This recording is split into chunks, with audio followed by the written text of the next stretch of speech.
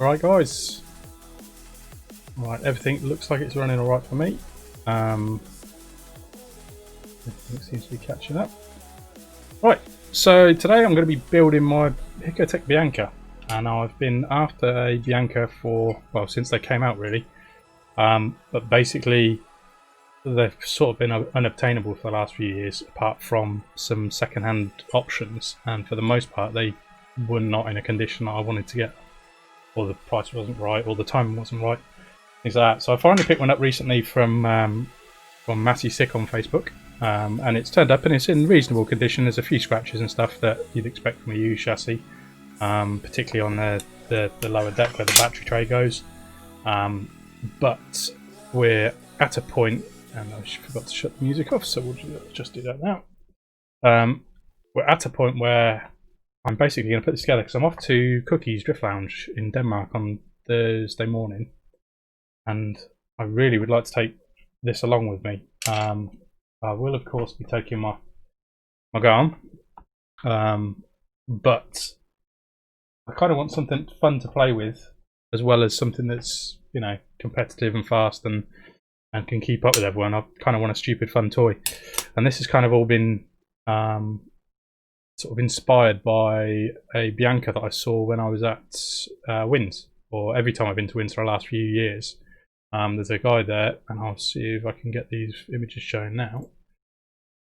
There is a guy at Wins who has a Overdose purple Bianca, and I am a big fan of this chassis. Not so much of a fan of the way he charges his batteries in the chassis, but this thing, just every time I see it, it makes me want to build one. So I'm very much going to be building something quite similar. There's a few parts I don't have. I don't have a purple gearbox at the moment. I've only got black gearboxes. Stupidly, I sold my purple drift package not so long ago, and now really regret it because I want the purple, all the purple bits off it. I do have some purple suspension mounts somewhere, but I can't find them right now. They are stashed away somewhere. But there's this picture, and I've also got this other picture. And as you can see, it's beautiful. I love it to bits. So I'm after something very similar.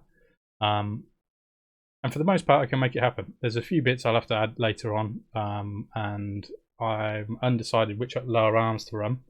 Right now, my plan is to run these lower arms, which are it's the extended Deval vacuolar ones that came out, I don't know, probably 2015, 2014, something like that, I would have thought. I think they're some of my favourite looking arms. They're super nice. We have the inserts that go with them as well. But I've got the Type 2 inserts as well, but I kind of like the look of these because these are the original ones. So I might go with these. To be perfectly honest with you, I'm probably going to buy Type 2 front and rear lower arms for this when I'm at Cookies on Thursday and Friday. But we'll see. It's a lot of money to spend when I don't have to. I've got Type 1 front arms, I've got Type 2 rear arms as well somewhere. But for me, I'm a bit more interested in, well, I really like the Type 2 rear arms for sure. I'm not 100% sure which knuckles I'm going to run on this. They're probably going to be Overdose version 1s, but again, I might grab some version 2s in purple. Currently, I've only got version 2 knuckles and arms in black, which are on my Garm right now. So what I do have is some version 1s ready to go, which I'll probably use. At least I'll build it with those, I think, and then maybe add something later on, or tweak it a bit later on. Yeah, I don't know. Anyway, who have we got with us anyway? Feel free to say hello and keep me company. So what I've done already, I've stripped down what I was sent, and I've given things a quick clean, not a thorough clean. There may be a few bits I decide need tweaking. I am also going to have a look at I'm going to follow the manual, purely because I've not built one of these before, and I want to make sure that I don't miss something out. And one of the things that was missing when I got it was a shim. I think at least either that or it's stuck to one of the bearings, but I didn't notice that, and I've just noticed it right now. So what I'm probably going to do is just check those bearings, and they have not got them on. But oh no, I have got them. Though what I do need to check is size on them. so that's too much. But I'll put it together, see how it looks. I am also going to be swapping out the screws for some stainless screws. At least that's my intention. I do prefer running stainless screws, and I always have. Right, I need to be aware of what you can see and what you can't see. Let's shift these arms out of the way until I need them.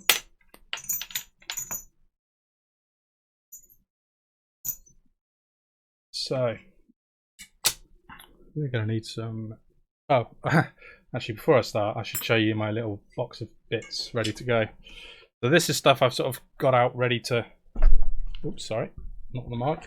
I've got a whole pile of bits ready to go, and there's some interesting stuff in here. I'm not entirely sure I'm going to use them, but I've got the HRC DLC damper shafts, which are very nice.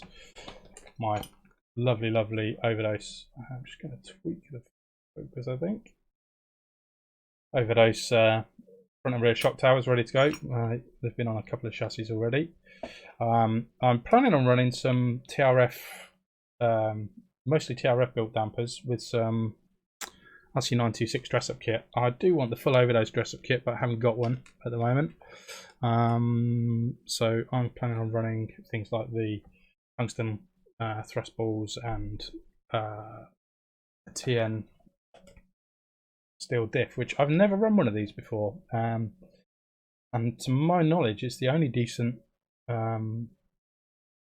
drift package steel ball diff available. I think there's aluminium ones from a couple of companies, but they have a tendency to not be that accurate and need rebuilding quite frequently. Hey Kat, how you doing, man?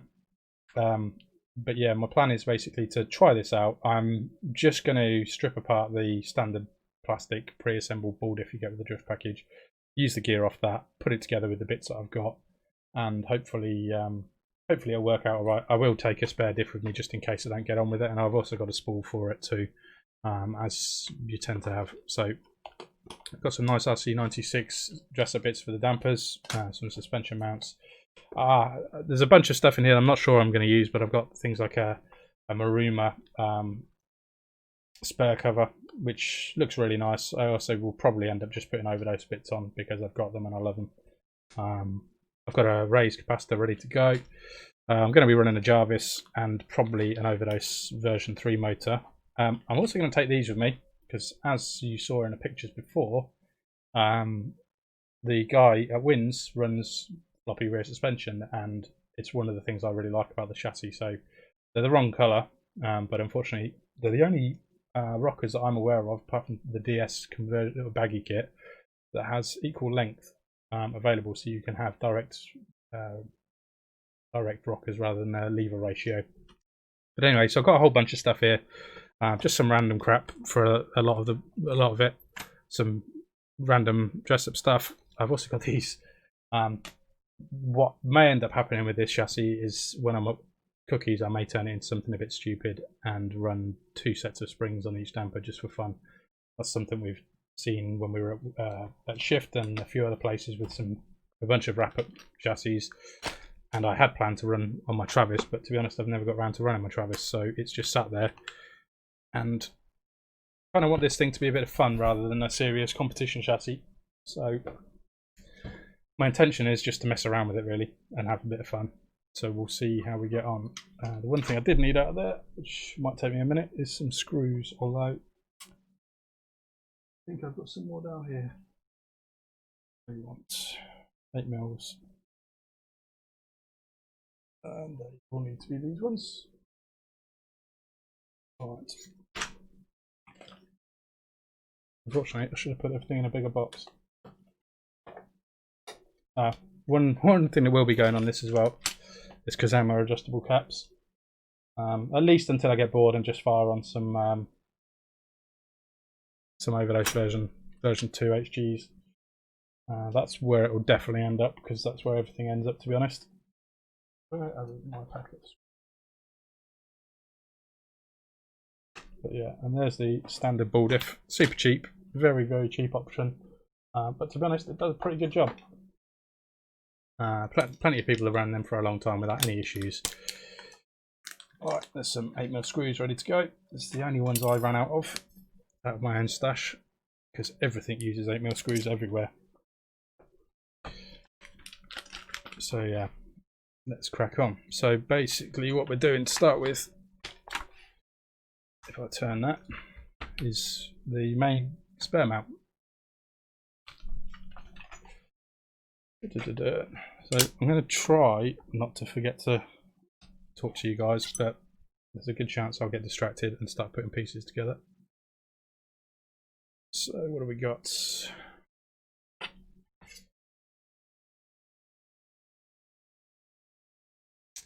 Okay, so that's that side.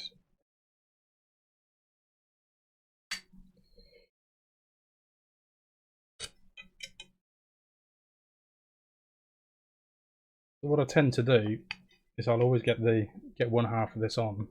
I never tighten things up until it's all ready to go. I have given this chassis deck a wipe down, by the way. It is very scratched up and a little bit dusty right now, but to be perfectly honest, everything in this room is a bit dusty right now. I've just been decorating the room next door. So this was all clean yesterday, and unfortunately everything's a little bit covered in fluff now. So this spur shaft is a little bit scuffed up. I'm not entirely sure what this comes from because I don't think it was custom made for this kit. I'm sure it's probably from Yokomo buggy kit, because I think the inspiration for this was before the YD2 obviously came out.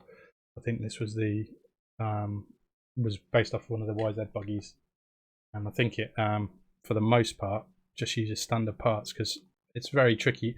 Hikotech, for those that don't know, is a track in Nagoya, run by a really nice guy, and this chassis was pretty revolutionary when it came out because it came out before the YDs, before the RMX2, things like that, and it was a really fun conversion for a drift package with some pretty unique features and a high mount motor as standard. So for him to custom make everything is a bit of a tricky proposition. So basically what happens is people tend to find parts from other kits that they can just reuse. To be honest, that's what most manufacturers do as well. There's no point in you paying to design a a new gear if you can use an existing gear that somebody already manufactures and sells cheap. So we've got the gear. I feel like I should have soaked that in some isopropyl or something, but for now it will do.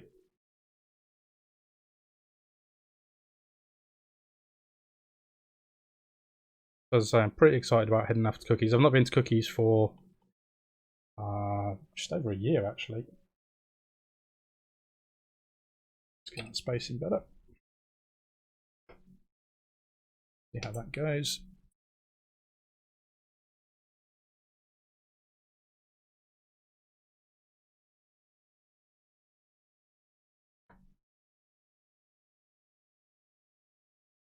Well, that's pretty simple. There's a bunch of the parts on this that just have small scratches in. I'm not sure whether this will show up, but there is just it's been caught on something and it's got a groove cut in it, and it's no big deal. It's not a problem, but I at some point would like to definitely find replacements that don't have these scratches. There is actually 2 motor mounts that came with this kit, which is nice, and there is some scum on that, so I'm going to give that a quick wipe. Trust the isopropyl.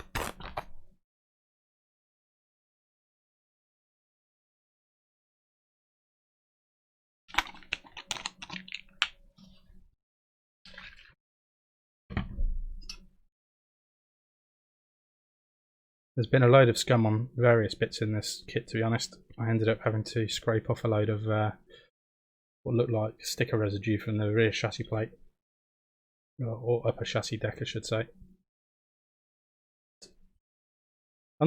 This isn't a shelf queen, it's going to get driven, it's going to get dirty and things like that, but I don't like putting cars together that aren't quite clean.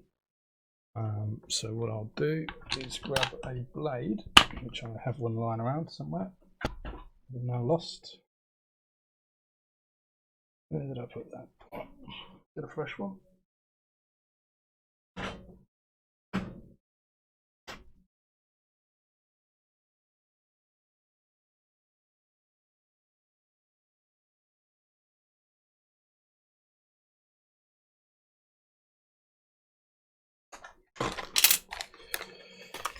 So what I tend to use is just single-sided razor blades for everything.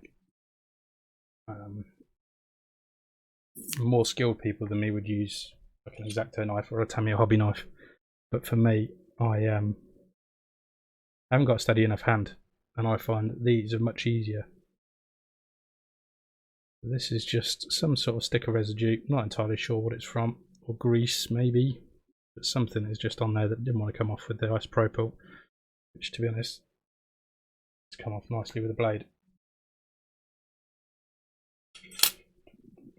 So that's on the wrong slot.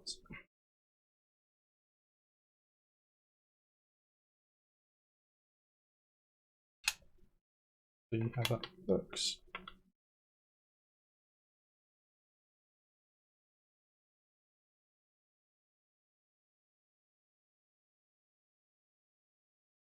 That needs to go. Okay. No, wrong way. That's better.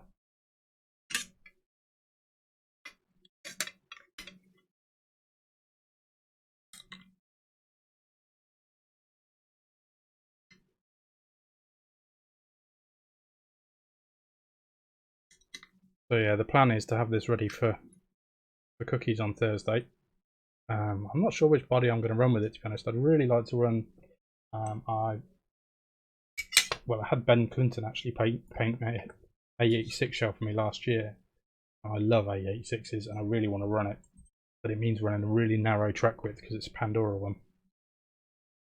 Okay, so that seems pretty free. There's no real play in there. I've got that nice and tight, but without being too tight. So that's a good start. Okay, next. This doesn't look like it'll take that long, but I'm going to take my time with it because A, I want to learn how the chassis goes together, and B, I want to start making sure that I get things the way I want them. Right, is there a front and back on this? Yes, there is. So the Hikotech has this. I need to tweak my focus again. It's annoying. Sorry, guys. It has this plate that basically replaces the front diff, which is handy.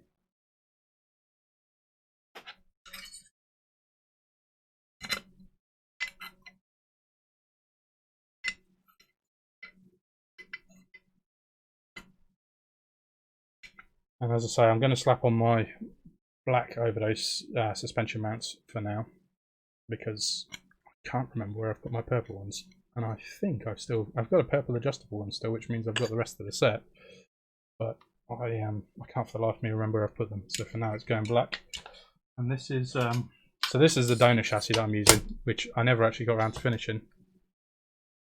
I'm just going to tweak exposure a bit on this. Let's go the other way. That should probably help, I think.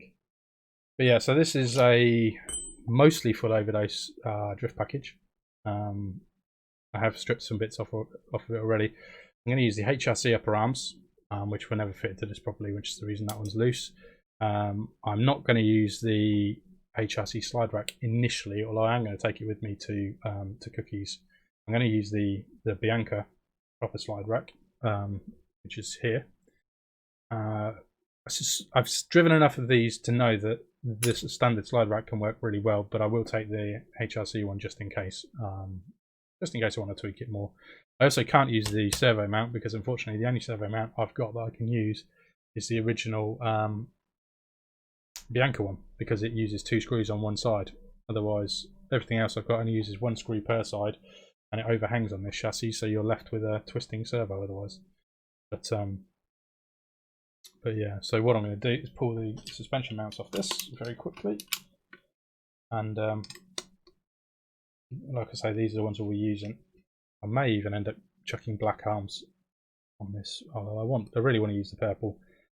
But it's going to be a bit of a mixed match with some purple parts and some black parts, which is, well, I'm okay with it. It might hurt some other people's sorts of attitudes and ideas, but for me, mixed colour chassis is alright. Demonstrated here by my purple and black gun. I think it looks kind of cool. There's the front mount. I'll just leave them there for now.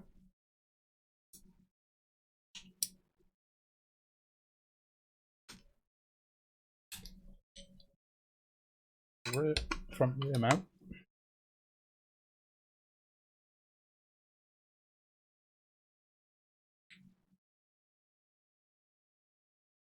So who else is or who's drifting where this weekend? I know Drift Essex is on here in the UK. A bit disappointed to be missing it, but unfortunately it falls on the same weekend we've been planning to go to Cookies for a while. So I'm heading over to Cookies with a friend of mine, JR, from the UK, from FLD, Carter's teammate, and we're also meeting over there. These are the suspension mounts, by the way. We're meeting our buddy from Holland, Belka. He's just graduated and he's having a nice trip. There's a bit of a celebration, so we're going over to join him. We're planning on a good few days of drifting. We're getting the shop Cookies is actually opening up on Friday, which it normally doesn't. Then some extra hours with us, so it should be pretty good. I'm very much looking forward to it. To be honest, it's been a while since I've been over there. It's been just over a year, as I say. And I'm desperate to do some decent drifting again. I've been a bit out of practice. I've only been going to Drift Essex, and I went to Jap Fest a couple of weeks ago, whenever that was, which was super fun actually. I wasn't expecting it to be as fun as it was. Oh, by the way, I would definitely make mistakes while I'm building this, because I'm trying to keep an eye on chat and also make sure that it's working, which means I will definitely cock things up. But feel free to let me know what I've cocked up on the way. I need the words.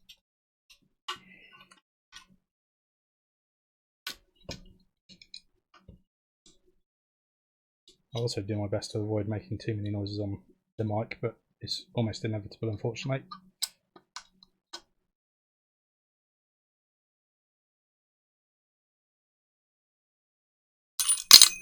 Like that. There we go. Of course, that got dropped on the floor. Yeah. That's the rear front.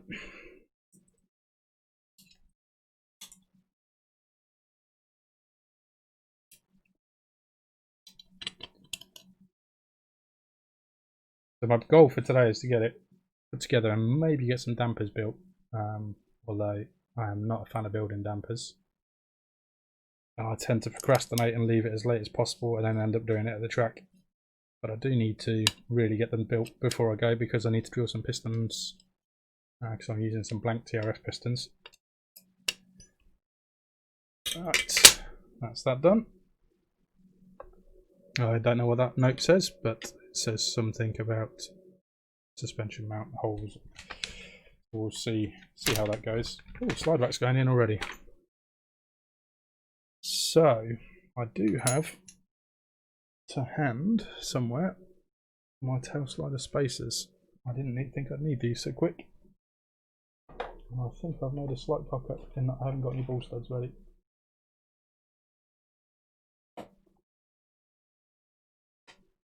Right, I'll be back in 1 second. I've just got to go and grab another box. I forgot to get something ready, of course.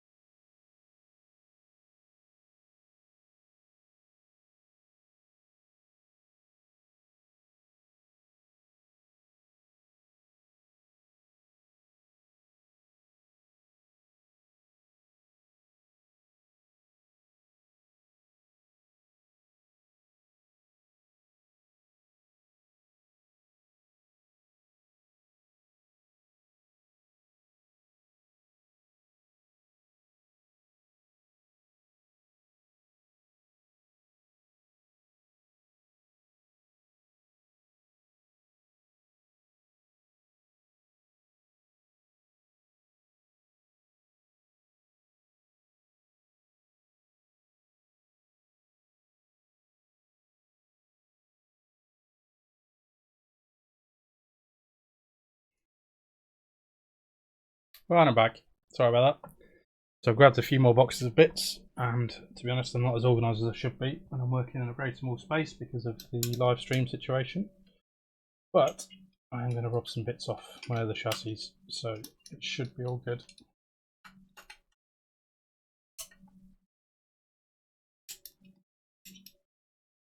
We need that.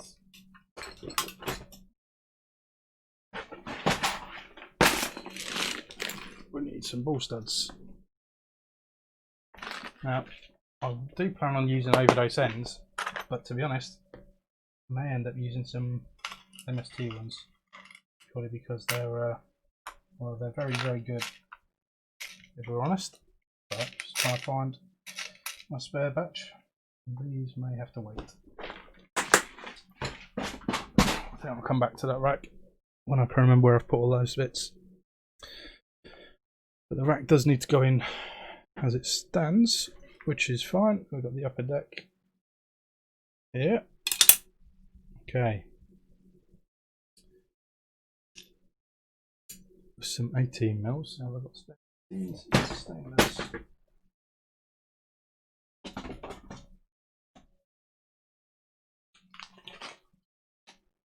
16s.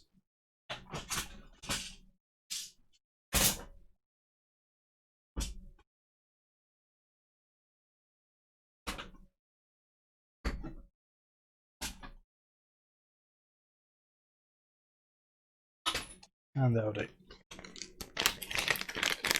So it's a bit of a weird one because I have a weird sort of OCD thing with black standard screws, and it's not that I think they're ugly, it's that they mark so easily that, like, these ones, they just have scuffs on, and it kind of drives me crazy.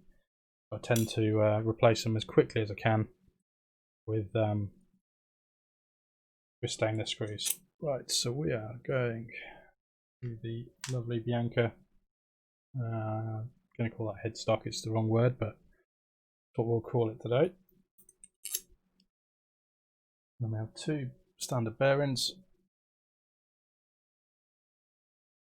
and some steering posts, which are not sided.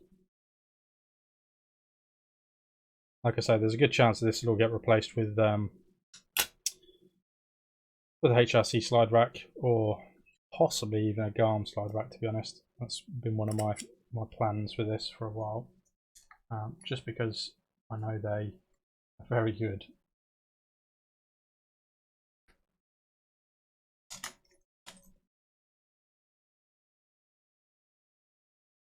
Sorry, doing too many things off camera. Thought I'd do this live stream today to sort of see how easy it works and how much hassle it is, and if it's just a pure ball ache, because doing a live stream can be very difficult because you've got to be fully prepared. As you can see, I'm not quite fully prepared today. So we have, so this is one of the things I do want to swap, is this nut. It's very dirty, but it will do for today. It will get swapped. There isn't, so there's a nice little feature on this. I don't know if this is going to show up on camera, but the adjuster for this slide rack is very good in that there is a grub screw in the end that basically pushes the bearing into the rack. The only problem with that is you've got to have it quite tight or it can move, but it should work. And it is supposed to be greased, but I'm not going to grease that today. And the screw is there.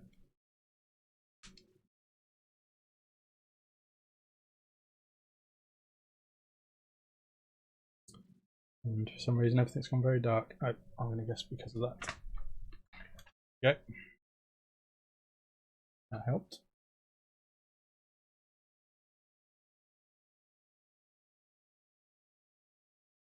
And then what this is doing is basically holding a bearing on a 12mm button head.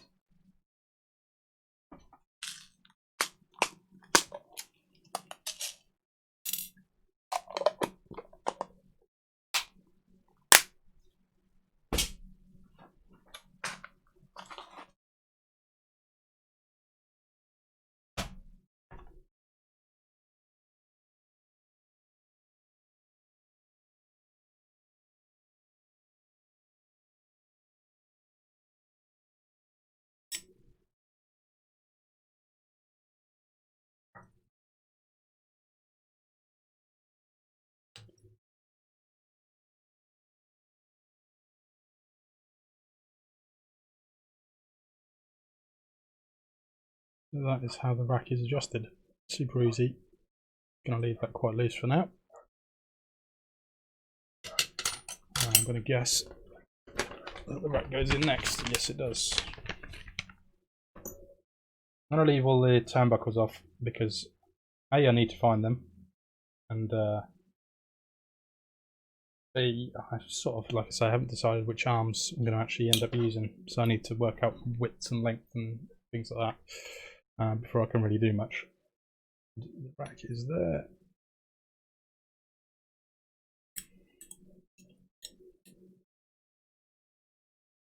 I have given everything a quick clean, and that's not right at all. That bearing is an upside down, that's right. Why not the bearing? Obviously the bearing can't go upside down, but the screw is through the wrong side. Nope, it's not.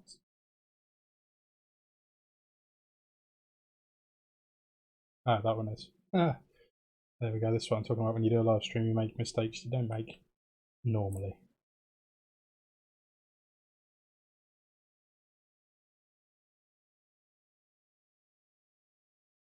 Pull this one off.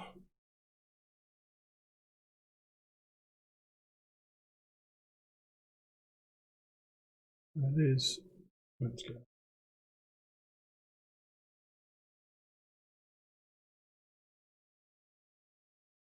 There we go. So yeah, so this chassis's had a bit of a clean up. Nothing too major. And that looks better. Oh, there's some of these bits it's going to be a bit tricky to do outside of my usual operating range. I will try and put most of it in the centre of the camera.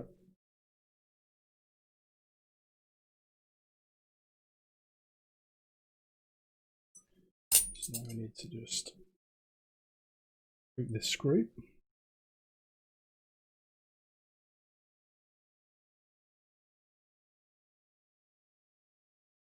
Yeah, tight there.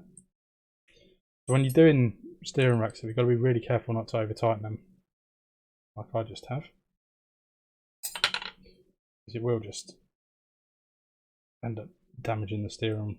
It will damage the slide rail, but it'll also kill the bearings very quickly. I see. That's the limitation with this rack. This rack wants to bend. Try doing it that way. See if that helps.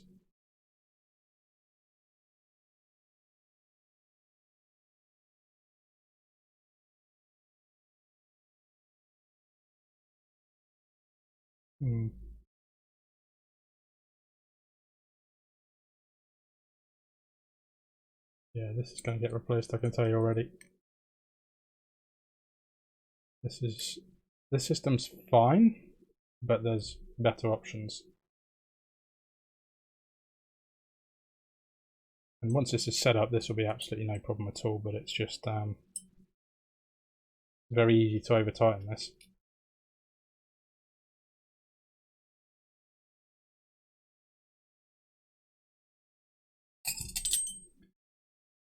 What I'm going to try and do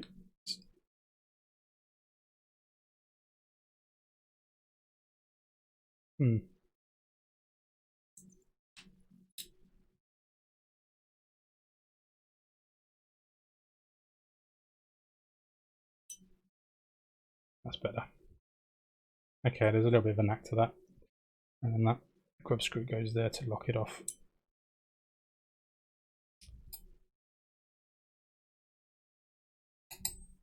It's really strange because it moves really nicely and then loosens itself up.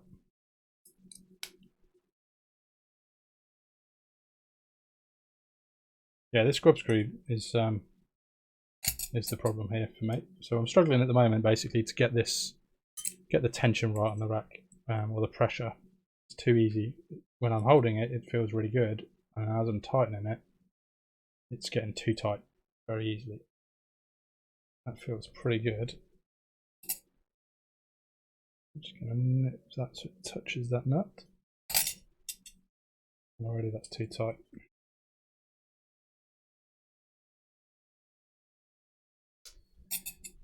Okay.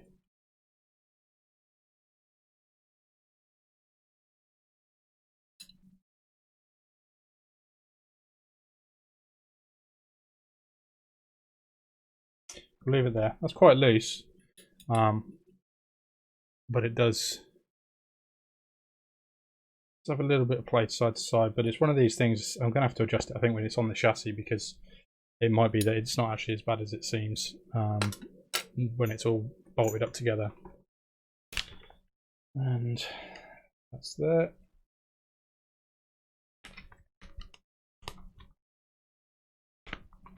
Okay.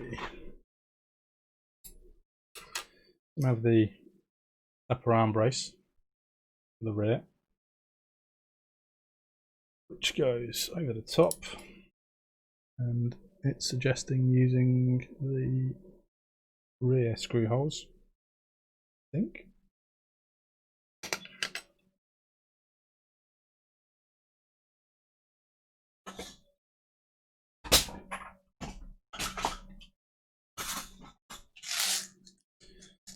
Ten mil screws.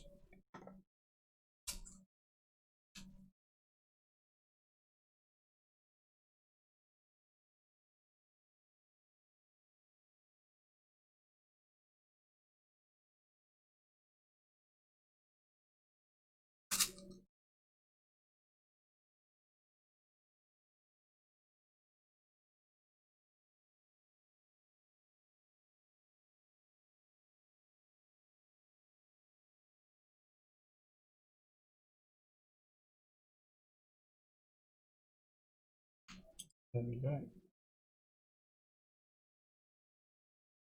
So that then sits on the deck.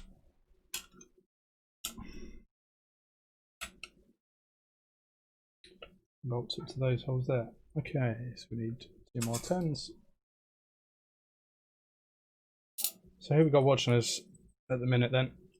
And is there anything you want to see, or anything you want to... Well, basically, if there's any questions you have about general RC stuff, I'm happy to answer while I'm doing this. Let's do this properly.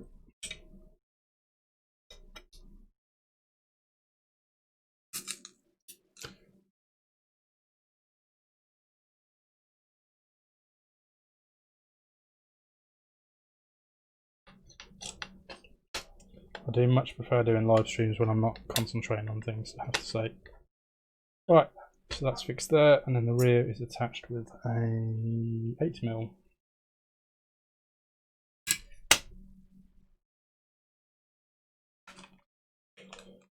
Get the screws out of the way.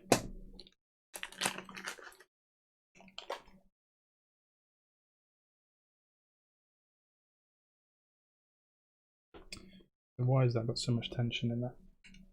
So this is the one thing, so as I've aligned that just there, the chassis deck is massively pushed over to the side. It needs to be there, and it's actually there. So the first thing I've got to do is loosen everything up and get everything repositioned. One of the benefits of using a decent setup board, and to be honest, as beautiful as this Overdose setup board is, the ones that we sell at RC Boss are actually technically far superior. They're much flatter, aluminium bends. Ours don't bend. They're made from a special resin cardboard. I don't know the technicalities of it. It was a project Jens sorted out early on, and there we go. You'll also notice I'm doing this when it's on the deck to make use of the flat edge or flat surface and make sure that the chassis isn't going to rock. So if I don't do that over the hole, there's a bit there. Is there something protruding, or I've got a bent deck? Oh no, it's screws. Screw heads. Okay, those two countersink holes aren't quite big enough. These screw heads, which is strange because the rest are. That's why it's wobbling, I think. Okay, so motor mount time. Now, I do have 2 motor mounts here, but I think I'm going to use this one, which I believe is a YD2 one, I think. Let's get those spacers off. Fortunately, the seller was kind enough to leave me the spacers and the screws already in, which makes life quite easy when you're trying to work out what you need when you're not using the standard part that came with the chassis. Well, I believe this is a direct replacement. Never quite know.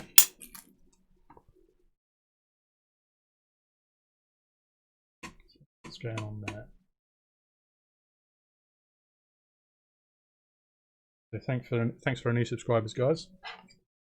I do plan on making some decent content for this channel at some point, but unfortunately my motivation level has been lacking since I was so busy at the end of last year with RC Drift. I've taken a bit of a break from it. So we've got 3 12mm there. This is not my preferred building position. I actually have over my shoulder that you can't see. I do have a nice pit area set up to build chassis, but unfortunately my computer is over here.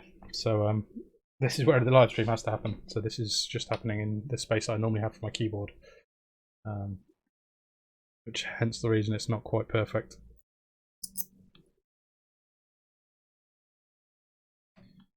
Right, let's get some spacers and screws on.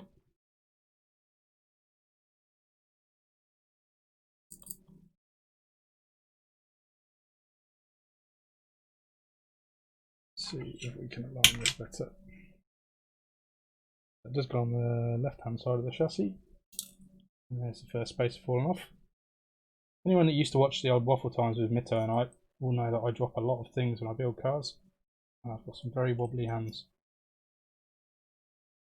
But you also should know that everything comes good in the end. And although sometimes it might not seem like it, I do kind of know what I'm doing when it comes to putting a chassis together. For the most part, at least.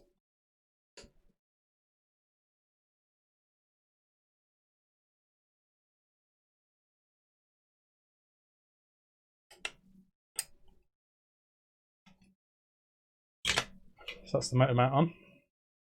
And it looks like there's some nice adjustment on that, so we should be all good.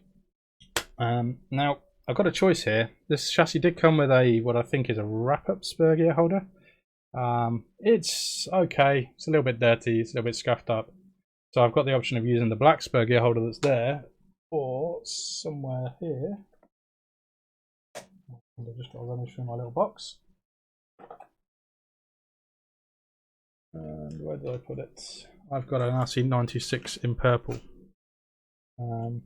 which I suspect will not be as functional, but might look a bit prettier. Why can I not find that?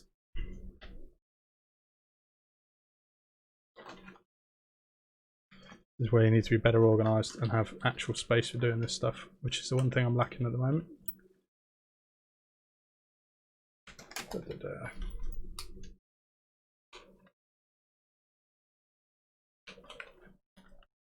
is not my preferred way of building, trust me. But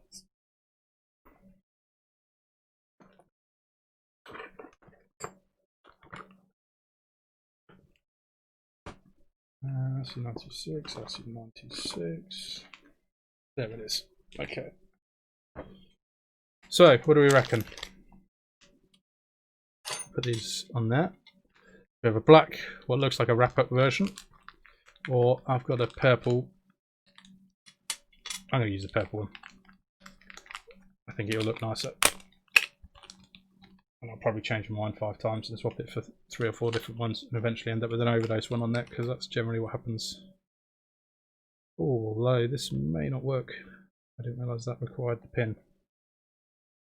Okay, so it's not designed for that. But it's not going to be any different to this version. It should be fine. It just needs a grub screw.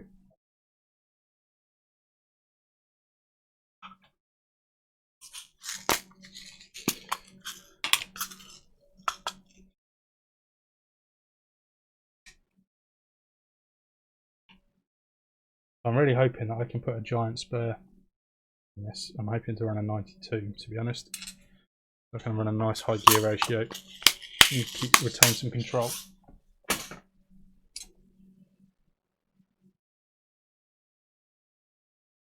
this.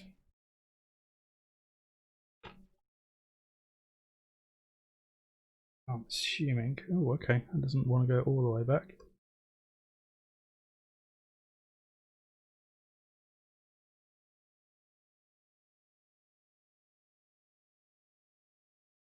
Put that to there for now. Okay, so that might be a reason to not use this one. Where's the spacing on that? The spacing is actually identical, but it doesn't quite clear the motor mount, so that's not the perfect spare gear holder, that's for sure.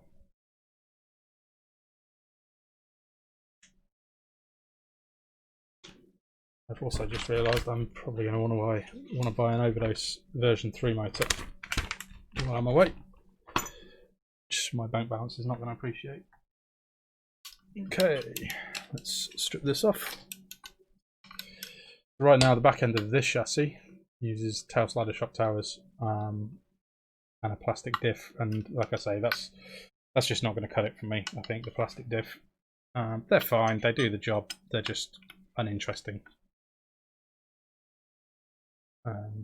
And when you've got the option of an upgrade, you always go for the upgrade, in my book.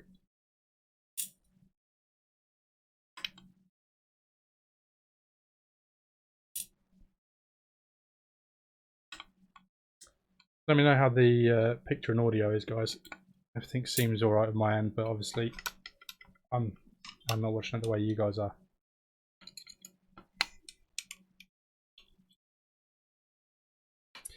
The plan with this chassis was actually to make this one a CS chassis, and then I got a bit carried away, and I've never run it because it's not quite, hasn't quite worked out as I wanted, and I'm missing a few parts to make it exactly what I wanted, and because it's just a project, it can sit there until it's ready to go.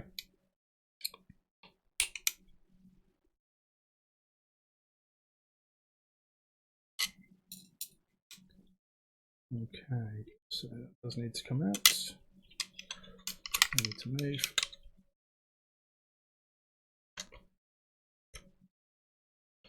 And that's we should slide out. There we go.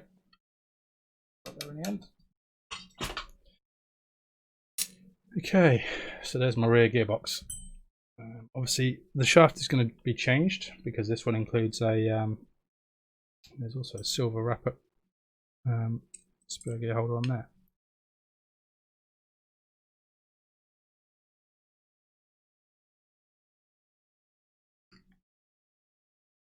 It needs to be somewhere safe. Okay. Buzz the shock tower off. If anyone wants to buy these shock towers, do let me know. I don't think I'm going to use them on anything at the moment. I've got replacements on everything that I plan to use them on now. I've got front and rear shock towers for a drift package in black, which are unused. Essentially, they're fitted, but pretty much immaculate. Right, let's just keep an eye on other things.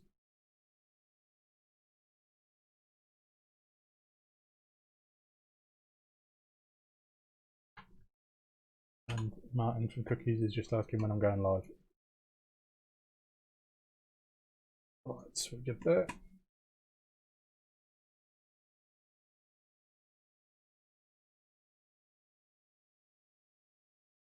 You need subscribers tickling in, which is nice. Okay, so rear gearbox. I believe I'll be using that mount still, which is all good. Take the back cover off.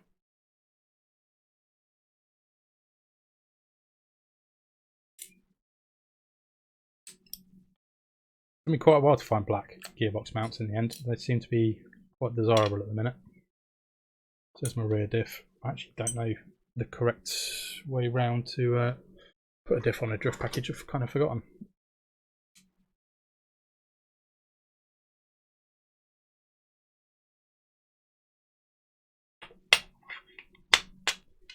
That's the shaft out. To be honest, that shaft can probably stay there. The gear even.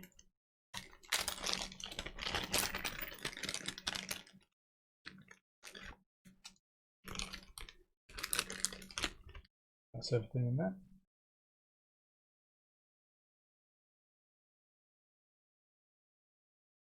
So we've got a spacer on there, that's correct.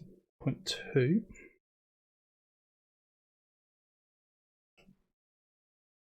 That's pushed in nicely.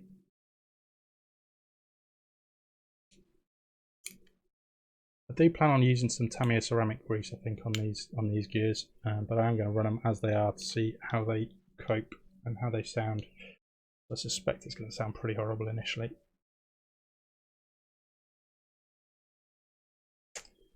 Not quite as I would like.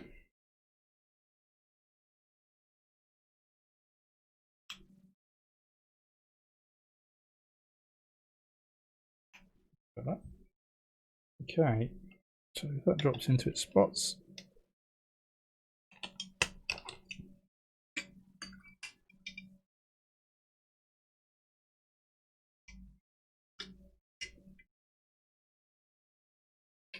get this aligned properly.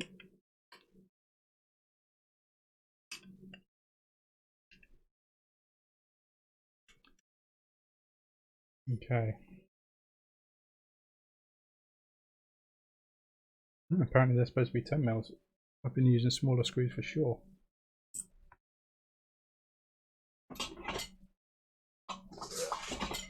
Yeah, I've been using 8 mils on drift packages for years, but I follow the instructions and use 10s.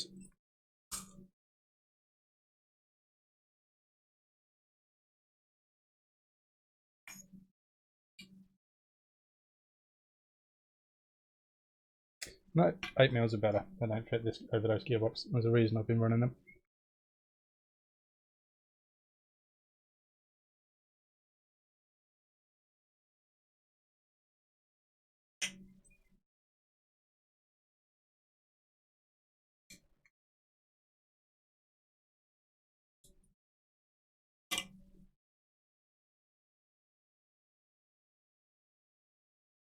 Let's see how we do. Okay. So it's interesting because you can actually see, I don't know if this will show up on camera at all, but in here you can see the end of the inside of the screw and how much thread was left there, and there's no way a 10 mil is going to fit. There's about half a mil left after an 8.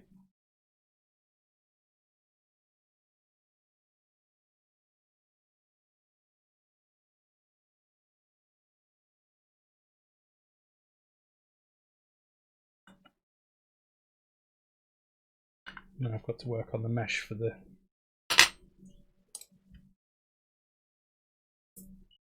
gearbox. And right now that is awful. That's actually surprisingly huge.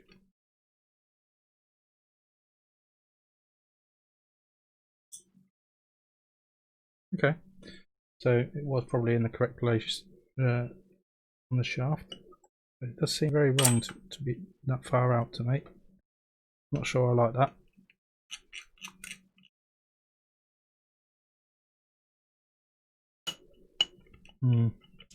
I think that's going to need some proper shimming.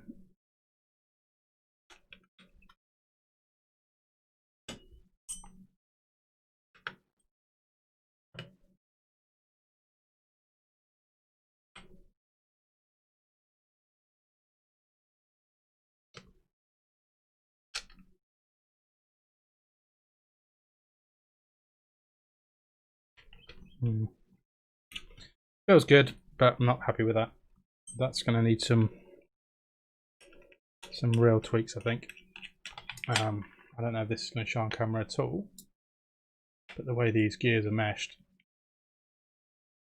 that's kind of fine there. But I suppose when the gear's in, it'll probably be alright. I keep that there. Maybe it's okay. We'll see. We'll see. I'll put it together and I can always tweak it. It's easy to get to. It's not too difficult to get the gearbox off. And I'll slap my gearbox, slap the diff in for now. Actually, I'll just put the rear end on, rear cover on. Drop it on the floor.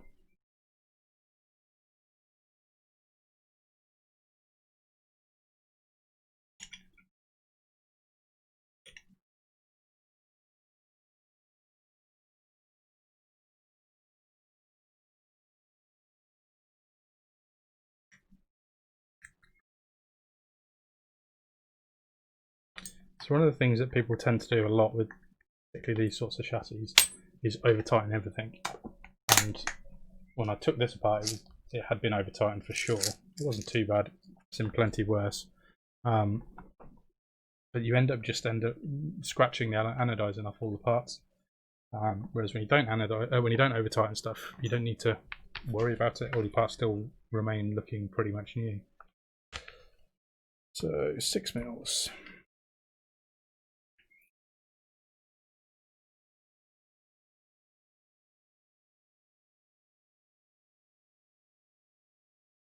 There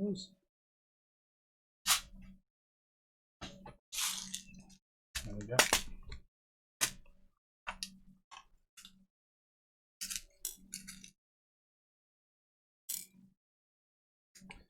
So this carbon deck was the one that I ended up having to clean up, and it looks a lot better than it did, but it's still not perfect, for sure. It goes this way.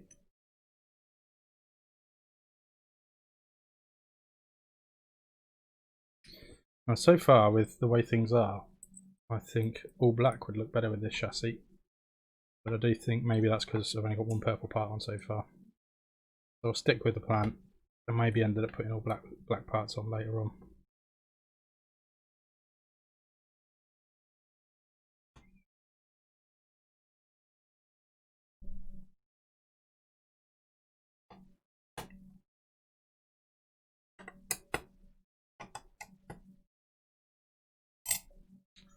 The chassis bracing, it's quite rigid actually. It's not much flex at all. It's not too thick carbon either, so that's quite nice. And we have front shock towers, and I've realised will that part work? I need my front arms off this. Means I need another driver because I forgot to use a 2.5. So I will do it the lazy way and grab my Allen keys from behind me. Grab my 2.5.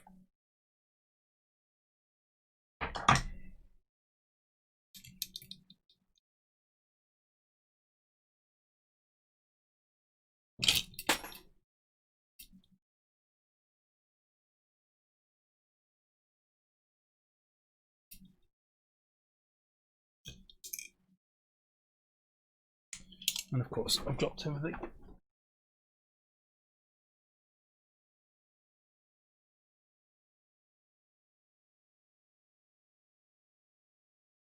There we go.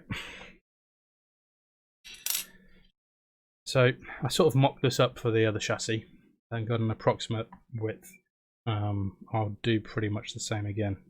So I'm going to go a bit less caster on this one. I like to go a bit extreme with caster, to be honest.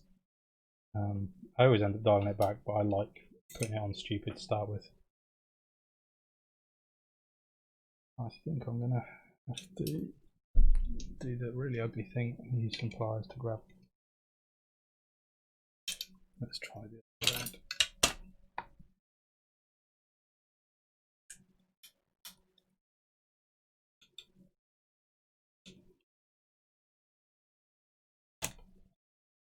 There we go. Done the job.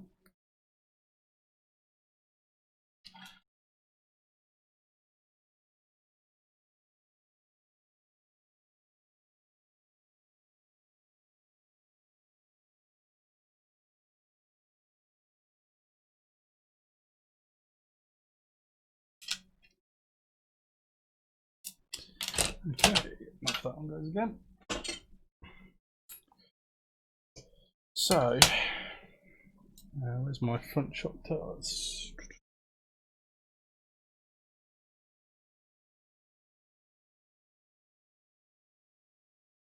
It's not the best organisation here at all, unfortunately.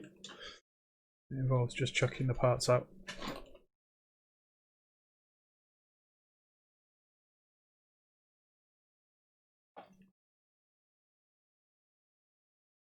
Front shock.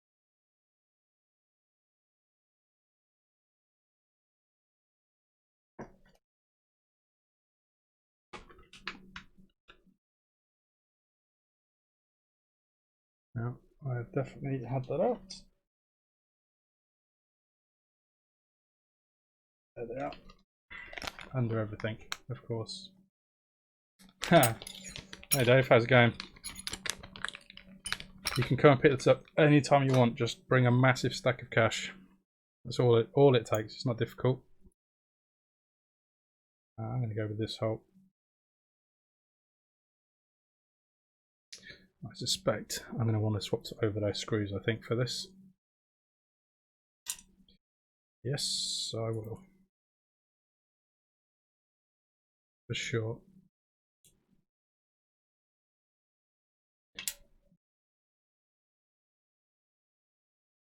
Okay.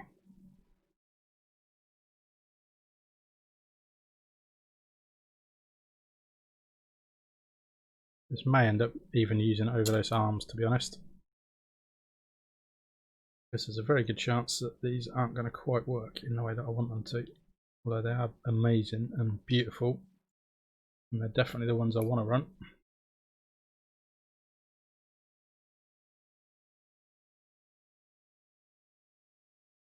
Yeah, that's not going to work very easily.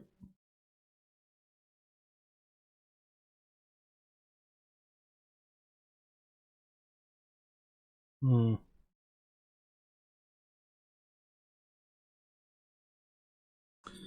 need a spacer and a longer screw, which is not going to work, I don't think.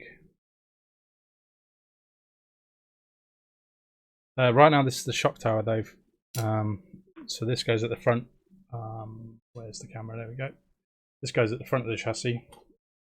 Sits up here, and then the damper mounts at the top here, and the upper arms mount here. And obviously, all the adjustment allows you to have different settings, different positions, different handling characteristics, essentially. Right, I'll be back in 1 second. I've just got to go and grab something from a drawer behind. Oh, actually, no, I'll grab the drawer and it's next to me. So I don't have to go anywhere.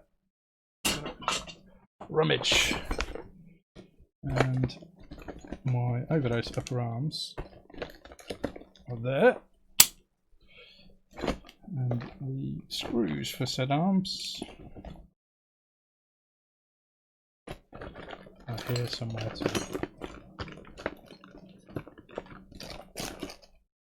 It's funny, I've got about 10 sets of these screws and I've never even used them because every time I go to put the drift package together, I put other arms on. Let's see if they will work with the HRCs. I don't think they will. I don't think they're going to clear, to be honest.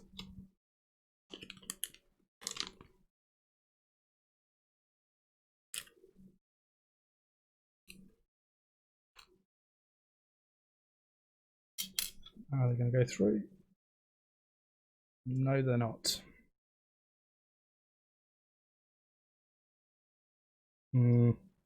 They will, but not happily. But let's try it.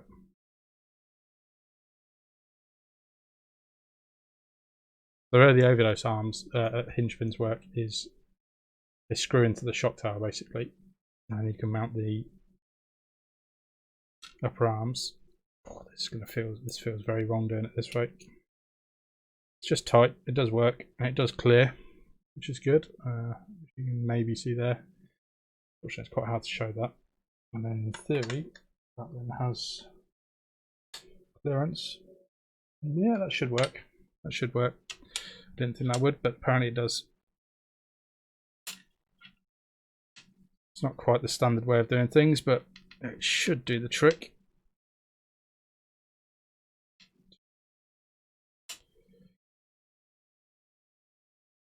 Oh, I've put the wrong arm on that side though. I didn't. Yes, I did. Giving it the huge cast up. I haven't put a turnbuckle on one of these arms because, like I say, I've got to work out the lengths and everything else that I'm going to use. I also want a spacer on the back of that. Let's see how much room there is.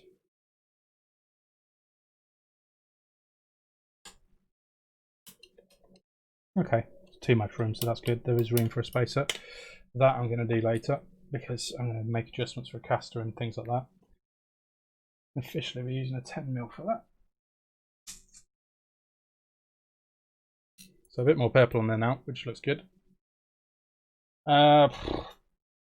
This cost, Dave, you can't really compare, to be perfectly honest. It's not a standard car to build. I would have guessed, after I dropped everything on the floor, I would guess if I was to just buy all these parts new and buy them for this, you're talking a €2,500, something like that.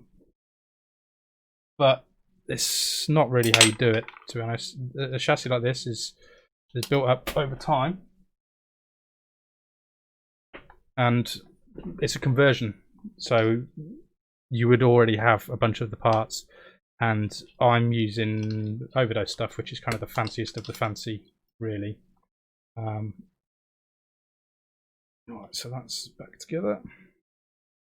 So I just got to make an adjustment for the height on this, because the shock towers are okay.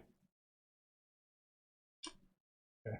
Shock tower doesn't quite align with the Overdose shock tower. The middle hole is actually the upper hole on the Bianca.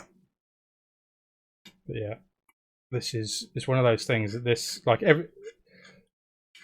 quite literally the only part that this chassis was or included is the upper deck, the lower deck, this front bulkhead, and the steering rack.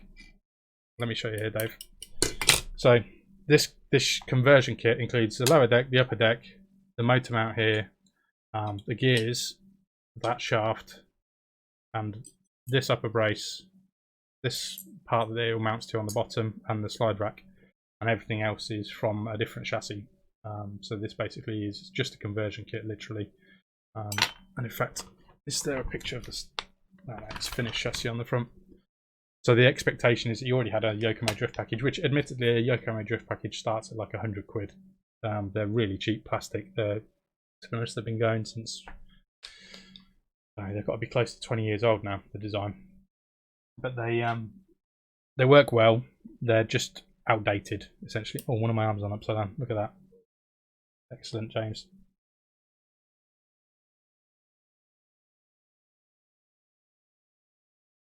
What happens when you fart around and drop everything and put it back on? There we go.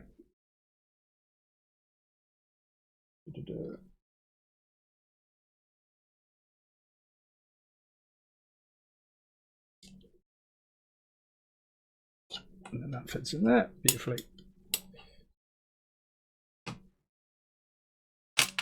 But yeah, so a chassis like this is kind of, it's definitely not a beginner chassis. I'm not even sure I'd consider it an expert chassis, because to be honest, you can spend, you bought an RMX S or a YD2, whatever the latest version is in plastic, it's a better chassis than this out of the box. It's just not as pretty, not as fun, and not as rare. So for me, this is a special chassis. You could literally go and buy a bog standard RMX for about 150, 160 euros, and it's a much better technically chassis. You then need your electrics on top, or you end up buying the ready to run, and it all just works a lot easier than this, to be perfectly honest with you. Left my servo over there now. Yeah, once again, I'm going to have to go and grab something, because I forgot to grab my servo and ESC, and I need the servo next. Although, to be honest, I'll just add that in later. I'll move on, I think, to add in the motor. Okay, I'm going to have to go because there's bits that are in my bag behind me. So I'll just put you on a different screen for a second. I'll be right back.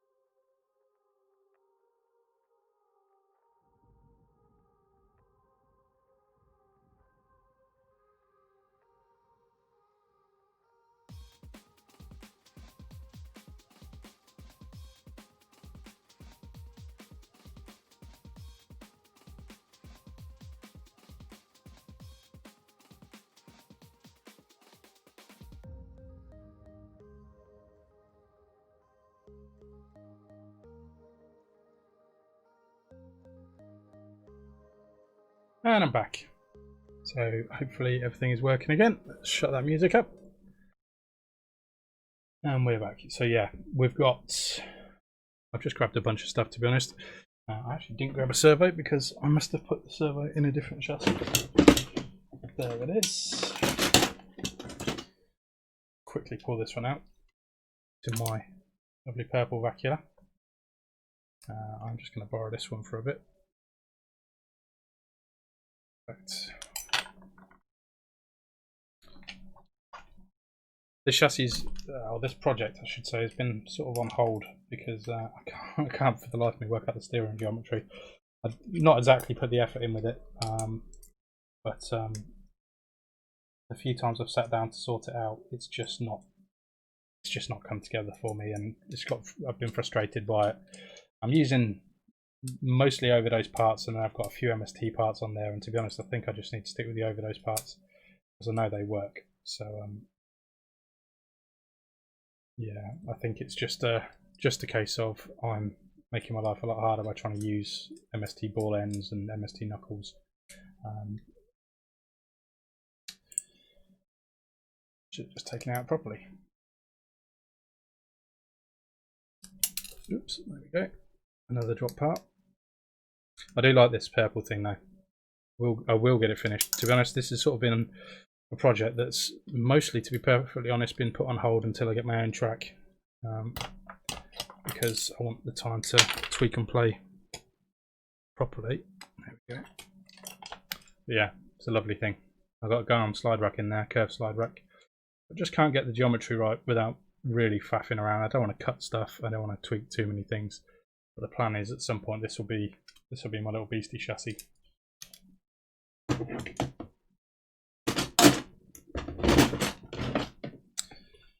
Okay, so as I said already, I can't use the servo mounts that I want to use because they only mount at one place, and the Hikotech needs two mounts on one side because of the fact it doesn't have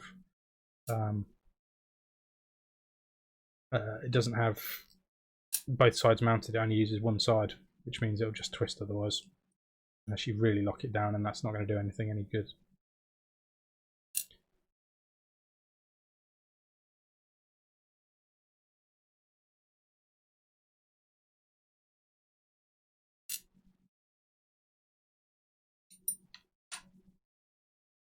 That servo mount couldn't go there.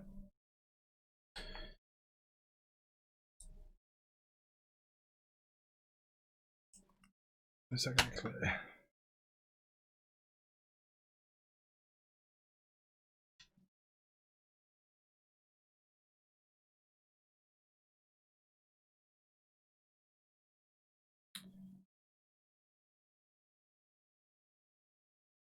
Right.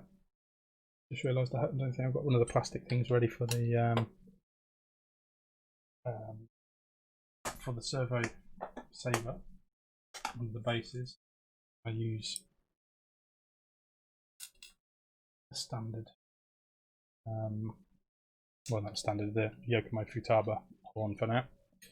This, like I say, it's not really going to matter for the time being, purely because it needs flipping anyway. It's not going to matter for now because I haven't done any turnbuckles yet.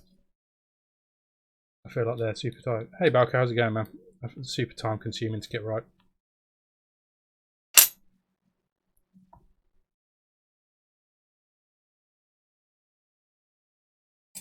These are so tight to get on that I've actually broken servos trying to get them off. There we go. Right. We'll use some 8s. You all ready for Thursday then, Balco? As I mentioned earlier, he's joining us over at Cookies.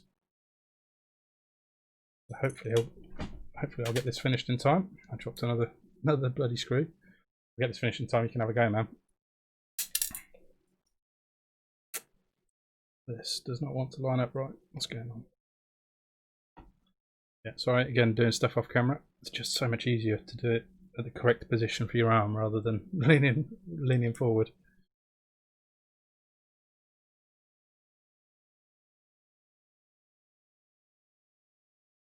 We'll tension this properly.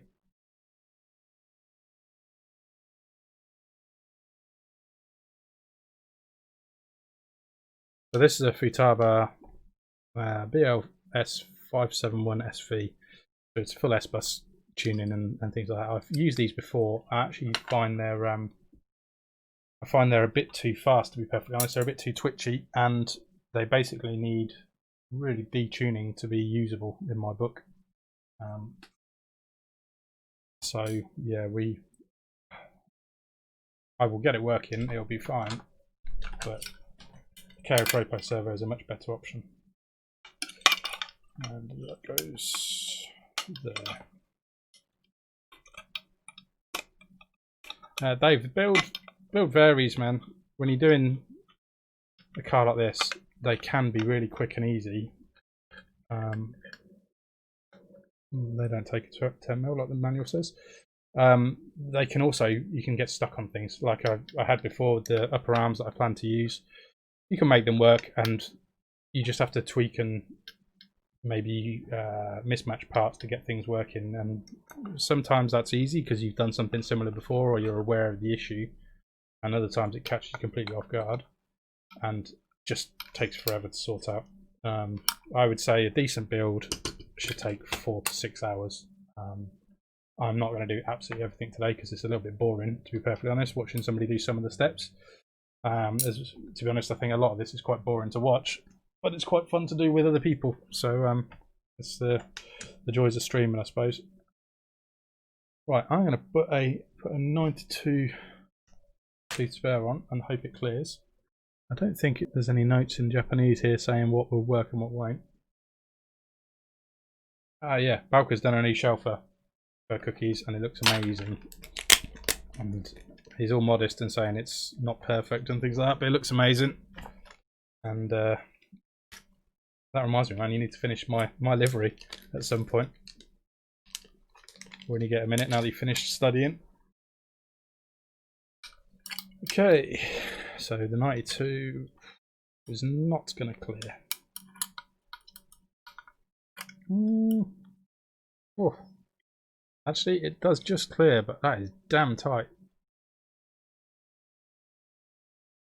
I'm not sure I'm comfortable running that, but it'll go on for now.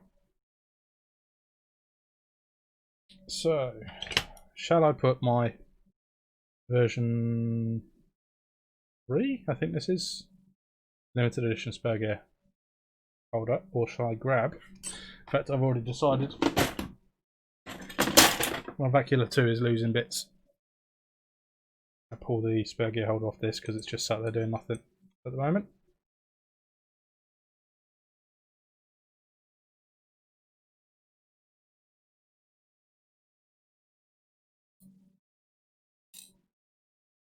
Yeah, I know what you're saying, Dave, and it does make sense. I just I'm very impatient with stuff, and I tend to take breaks. There's certain stages of building a chassis that are super easy and not even remotely difficult, but I find them so boring that I just put it to one side and come back to it. I procrastinate every time. Building shocks is the big one for me. I can't stand it. I actually hate building shocks, which is stupid because it's super easy once you've got the basics down. Why is that? Okay.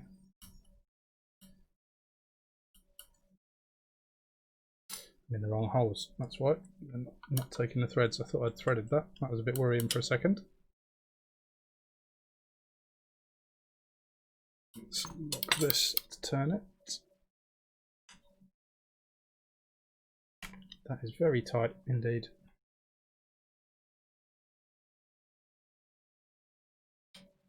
It needs to go.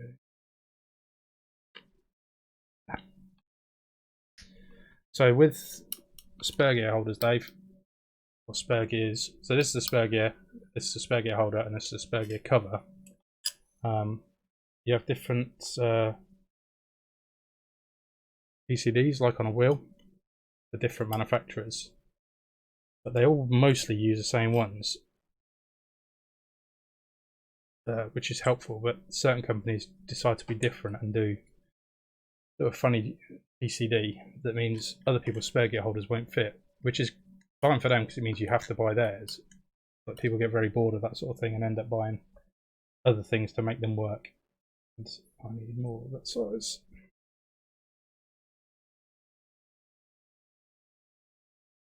Yeah, to be honest, well, that's the flip side to doing dampers at a track as well, Balker, is the fact that you can refresh your memory about what you actually want. Because one of the things I hate about building dampers is when you build a set of dampers and then realise you need a slight tweak when you get to the track, and you end up wanting less rebound or thicker oil or something like that, but you've already done the work and then you basically redo it again. And not only that, you throw away brand new oil, which annoys me. Well, I think that looks pretty good. What do we reckon? Bit of black and purple, bit of black and purple. I'm a little bit tempted to take my front bumper plate off my gown, to be honest. It's black and purple, and pop that on there. Right, so motor time. So I've got a choice.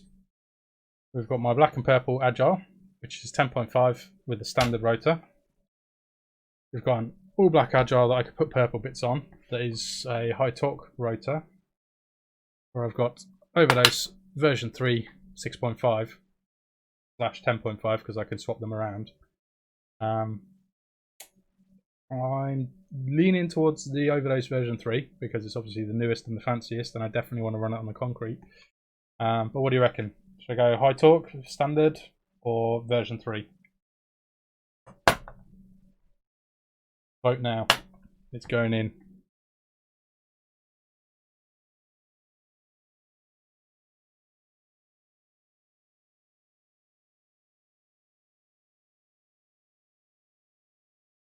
Also just working out which ESC I'm going to use. I think it'll be that one. So what you're saying, Balker, is take all 3.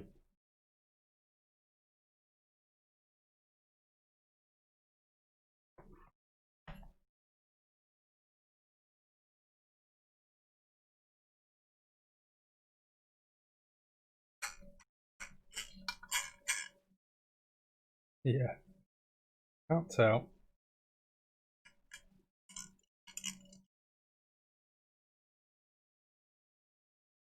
Can't tell where that noise is coming from, but I'll put the rest of the gearbox together at some point and work that one out.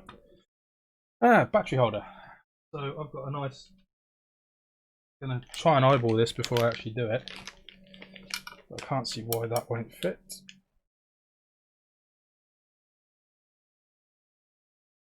So looking at it, that should work. Okay, so I've got my nice fancy Overdose battery holder, full aluminium. They're not cheap, and it's just been sat there, to be honest, because it was going to go on my gown, but I put a black one on. I took a load of the purple stuff off my gown, had a bit less on there. But these things are bloody beautiful, and I love them. The only problem I have is on my new lipos that I bought at the end of last year, they're very tight, side to side, not top and not height wise, but width of the battery. They're very, very tight. So I think we still have these in stock at RC Boss, which is probably worth knowing because I don't think they're in stock many places. And I think everyone should have these, to be honest, for any chassis. They're fairly universal, they pretty much fit everything, but they're so beautiful and they work great. They're so easy to use with a quick release catch. Let's put those in there. To be honest, all the latest Overdose stuff has been so amazing that I've sort of lost interest in other brands just a little bit. It obviously sounds a bit biased since I'm a team driver, but they're very, very, very good, and they always have been very, very, very good. But the last couple of years in particular, their stuff has got so much better than the competition, in my personal opinion, that there's no need to look past it. But love it, absolutely love them. I'm just going to check that does actually fit now that I've opened it. It's the space. So Dave, these aren't designed for the chassis; they're designed for other chassis. Yes, they do fit. That's good. They fit, they screw in, let's put it that way. They might not necessarily work properly. So we want, what size screws are they? They are the 12s. Yeah.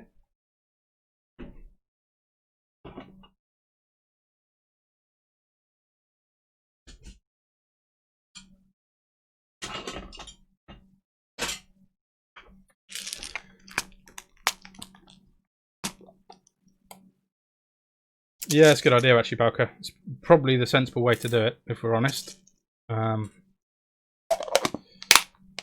But I think what's probably going to happen is I'll just try them all anyway, I think. And like I say, I might get a bit carried away and buy all new purple stuff for it anyway, while I'm there. I'll end up picking up I know we've got the Overdose version 3 motors in stock, even though they're not yet on the website. We've had a busy couple of weeks with some staff off. So I know we've definitely got the purples in stock.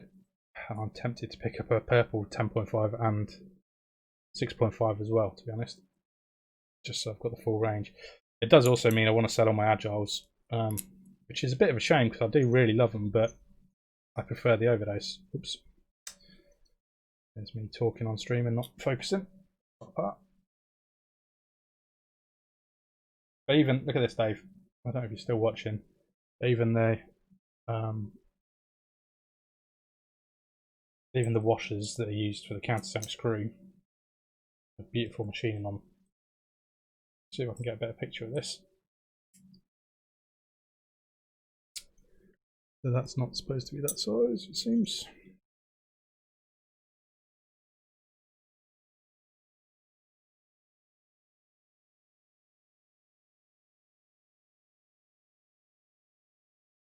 No, instructions have an error in there. It's supposed to be an 8 mil. Oh no, wait, might have been my error there. Yes, it was my error. My bad. Yeah, what I was saying, Dave, if you take a look at the washers that hold the screws on, they've got like amazing machining in. So we're going to want to fit them with what I'm going to guess is 8 mils. Now I've definitely got an Agile for sale. I've probably got 5 Agiles for sale in all honesty, bud. What does it say to put the battery? It says to put the battery in the... I'll go with the middle one.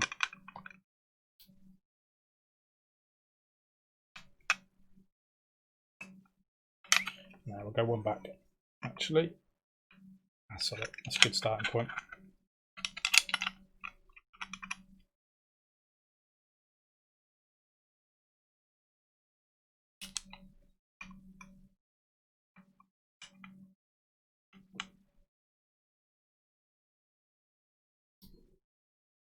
And it's definitely a good replacement for your KG. To be honest, it's a bit of a diff.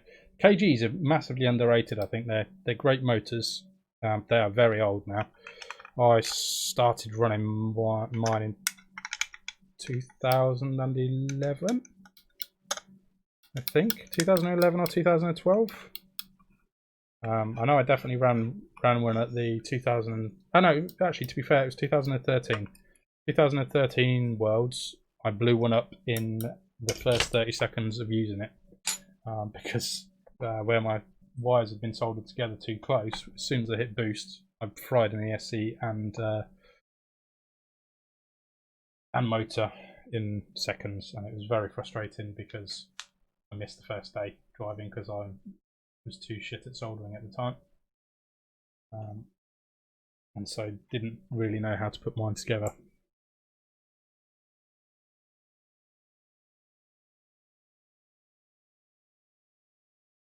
I actually just realised I'm probably going to want to swap my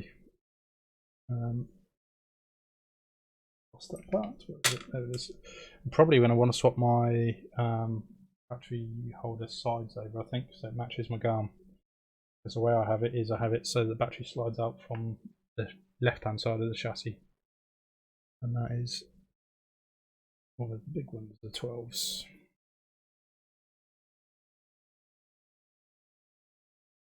So this is the lock-in side.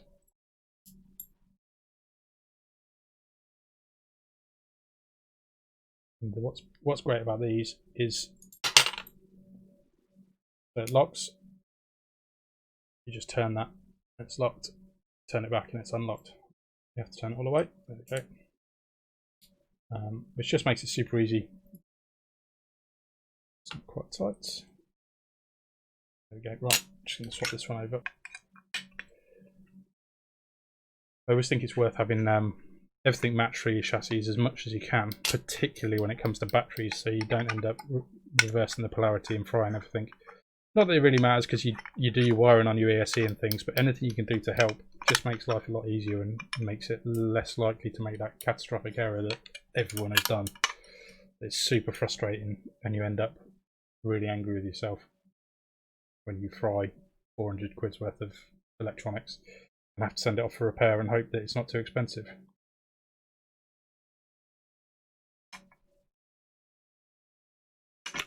So we're going in that one.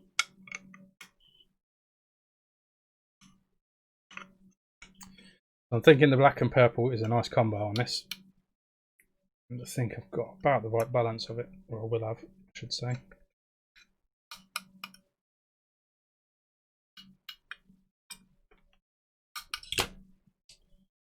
Two more of these. I'll bring all my agiles with me, Balka. Bring some cash. Oh, you can take one home. I definitely need less of them than I have. Let's put it that way.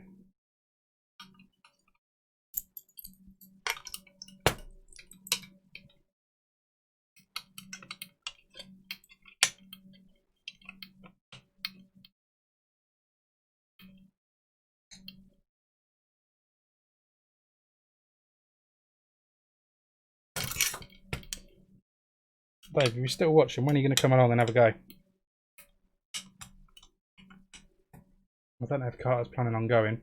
The Drift Essex is on Saturday. And it's just down the road from you guys. So there we go. What do we reckon to the amount of purple and black so far?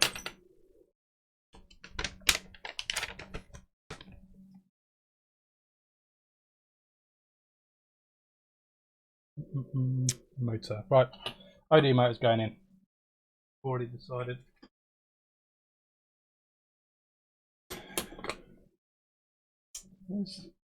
If I use agile with a fan, I'd have to do it that way.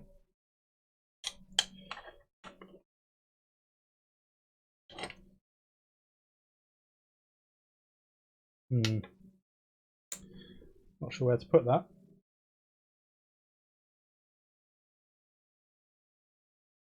I think I'll have to move the battery forward. Don't really like doing that without driving it first. Well, I suppose it could just sit there, to be honest. That might not be a bad idea. So right, motor at the top is fine, or terminals at the top. I haven't seen your RMX, I don't think, Balka, for a while. We're going to need some washers, which I don't think I've got to hand. Let's see what's in my spares.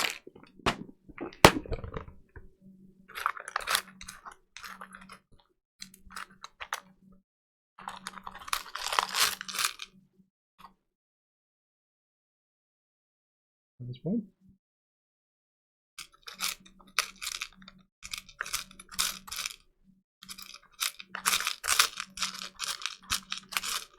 Come on.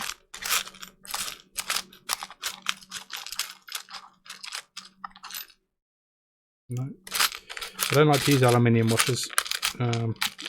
They are actually not really up to the job. So it's a pain because you have to rummage around and find some steel ones. But they'll actually do the job properly.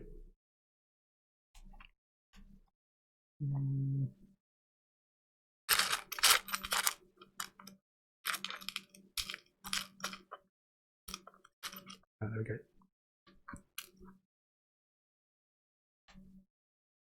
There's two. Beautiful. And we'll go with 8. Going for a 6.5.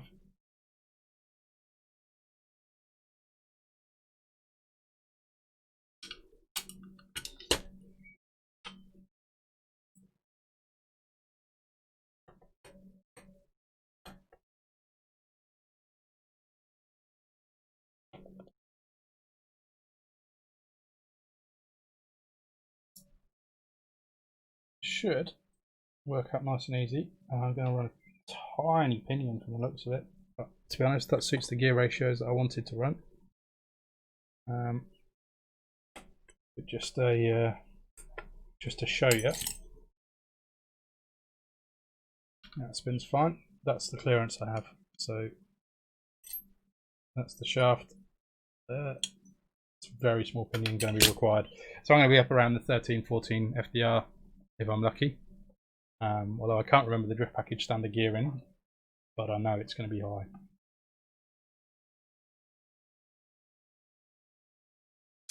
Could always run my ESC right at the front and run some long ass wires up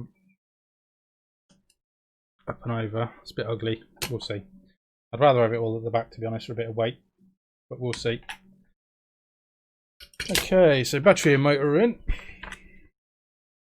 and that's it according to the Hikotech instructions. Just shows you how it's put together. Oh, there we go. There's the gear ratio charts. So 9 to 2. So previous owner has run 13.5, which actually looks about right. To be honest, that's probably where I want to be. I generally run my GARM 12 to 14 and a half. So 13 is kind of good. It's about where I am at the moment, I think. Right, that's handy to know. So yeah, that's the instructions done. Now I've got to get to arms and the fun stuff. Right, what do we reckon? Now it's there. We're doing purple arms.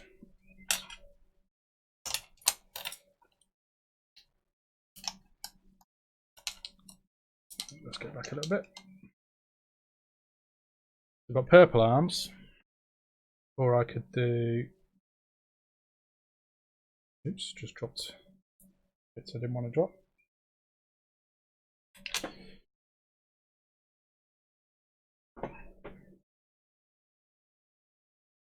Just suspension balls, as you do.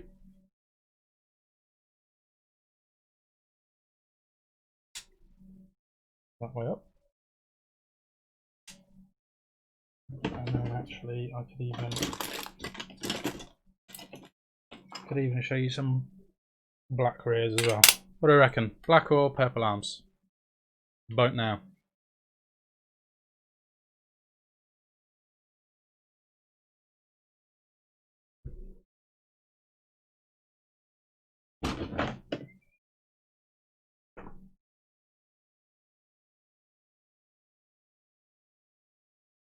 I reckon I'm going to go purple. Unless anybody tells me otherwise very soon. I'm going to steal the pins off these though, because that makes life a lot easier.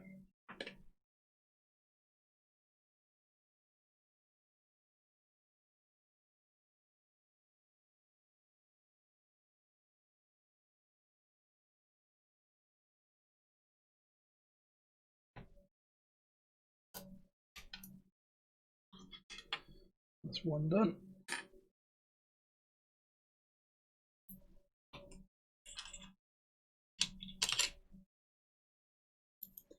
This does make me want to get purple knuckles as well.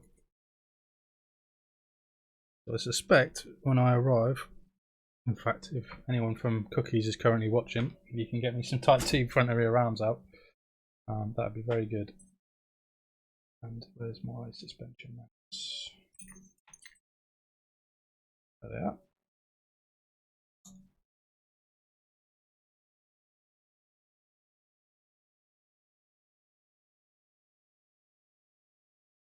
Let's go.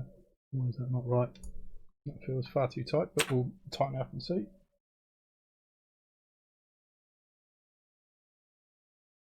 A couple of 10 mils a D.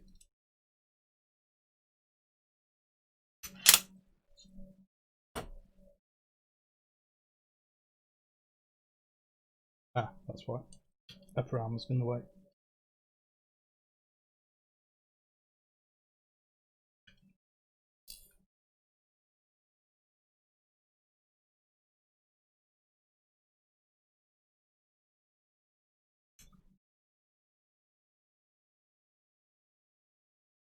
So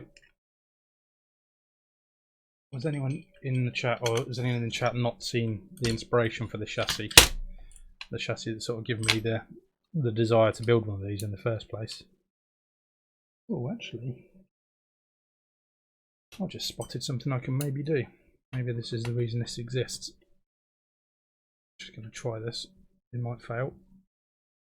I'm going to try moving this upper arm mount forward and see if it's the exact right size I need for spacing. No, it's halfway there. That's alright.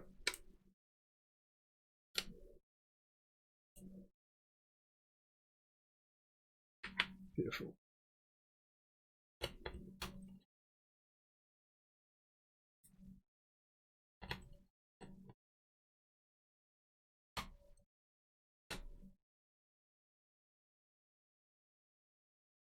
Yeah, I need to decide whether to go for the HRC slide rack in the end.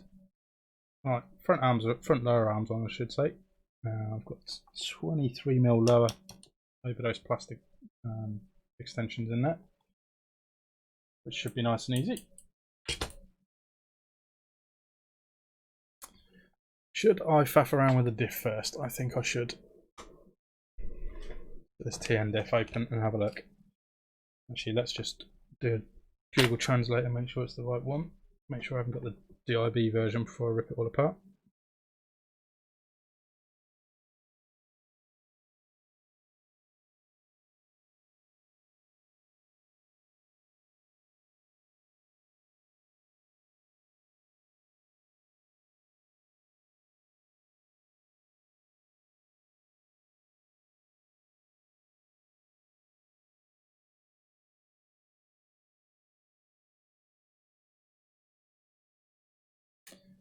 And it doesn't say.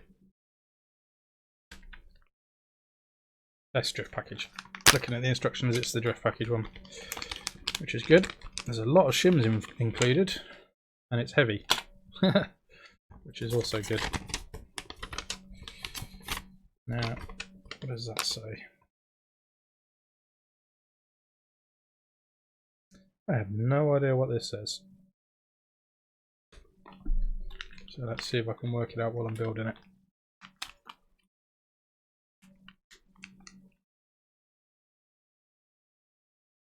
That's an awful lot of shims and collars.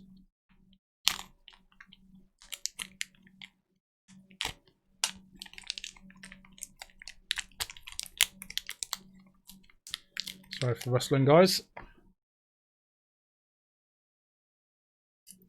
Okay. And I've already lost.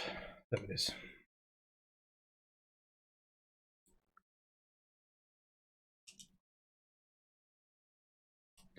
So I'm just going to pull apart the standard diff.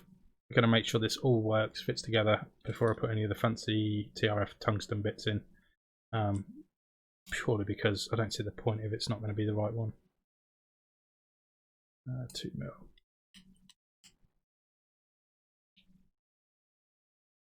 Oh, I do have something fancy to go in this as well, which I have to remember about.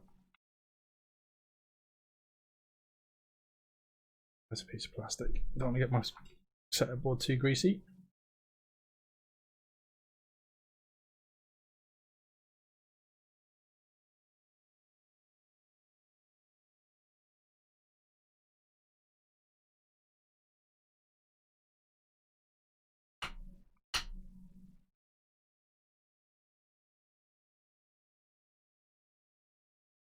One thing I do like about Yokomo, I have to say, is their pre-built diffs have actually built really nicely.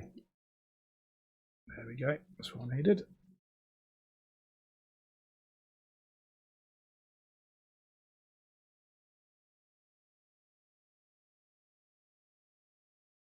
All of them.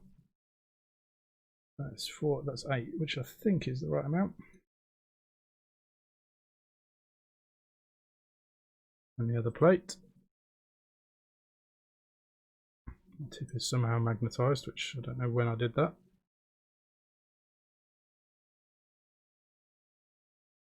Right. Let's just grab Nothing to wipe my hands on. I also don't actually know whether the TRF bits are the right size in terms of balls. I'm sure they are. Everyone seems to use the same sizes, but you never actually know, do you? Right, let's just bring myself down a little bit because I'm on green screen. Now the light's changed from green screen's not covering it properly. Okay, so these parts are, oh, they're longer. That could be an issue. Shouldn't, but it could be.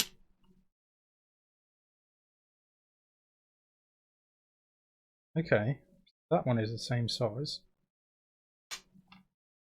The short side is, oh no, it is the same. It's got a different radius on.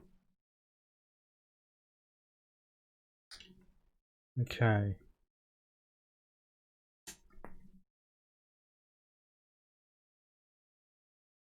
Oh, not going to leave those bushes in there. Got to find those bearings.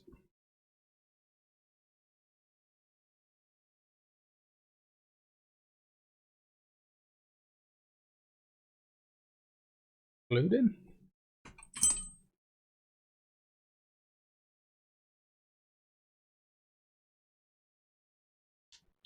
That does not want to come out.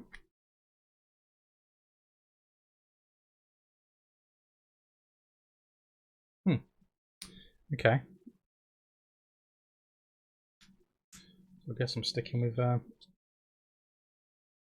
guess I'm sticking with that then.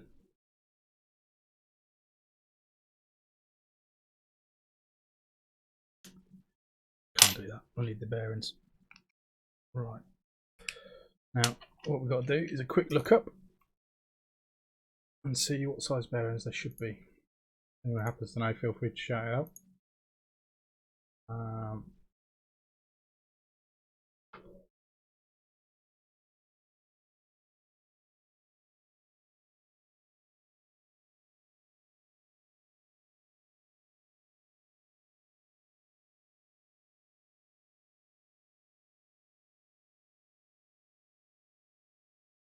Will probably be the right one.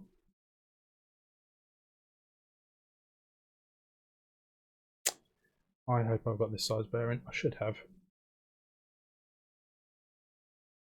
I'd say it looks like a 5x8, but I can't get those ones out to measure them properly.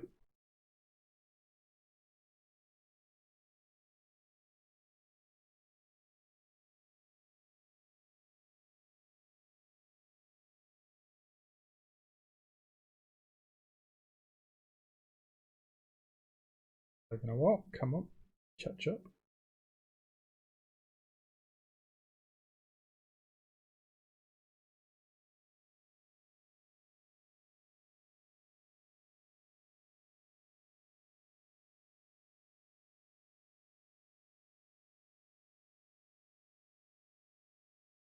And they are 5x8 for that.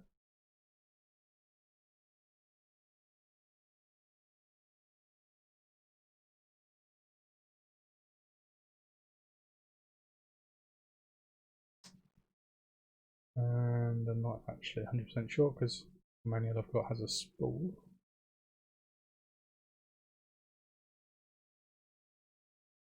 I'm going to say it's a 5x8. We'll just see if we've got any. 5x8 would be.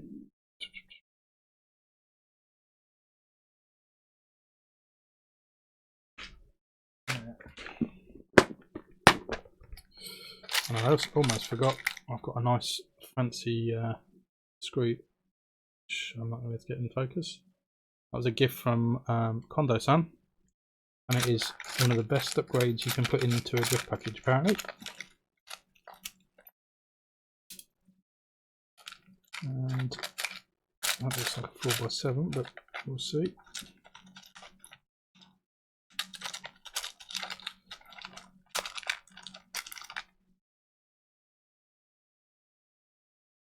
Looks more like it.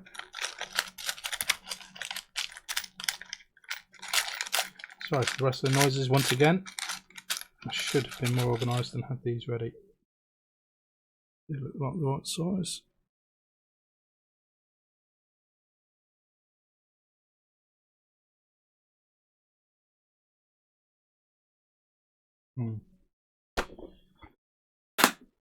Let's see. So yeah, so this screw basically is the same length as the standard screw, but it has a slot in the end, which you might be able to see there. That is the same size as a 2mm driver. Is it 2? Or it might be 1.5mm driver. But basically the idea is you can slide your driver in from the side and lock one side and just spin a wheel to adjust the tension on your diff, which to me sounds like a great idea. So let's try that. Does that fit? Yes, it does. Does that mean I can push this on? Yes, it does. Now, I really should be replacing the grease that's included here, but I'm going to leave it as it is because, to be perfectly honest, it looks like a reasonable amount. And by that I mean the correct amount.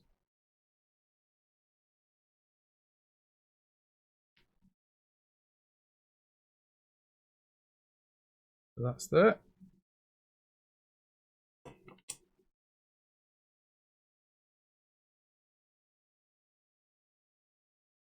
Am I going to be able to get this nut out?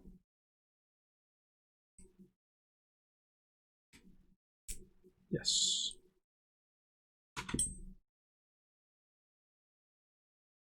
Now, I can't for the life of me remember which way around the diff goes at all. I'm probably going to build this wrong a couple of times before I get it right, but hey, that's about standard.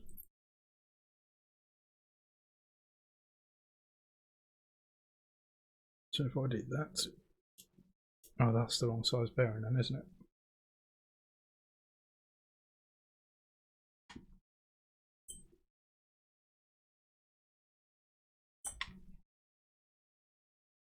I'll do the other size. Sorry, guys. This is one of those things that just slipped my mind. Didn't even remember about these. I forgot that the standard one has bushes and not bearings. As I say, I just can't quite justify. Okay, that's the right one.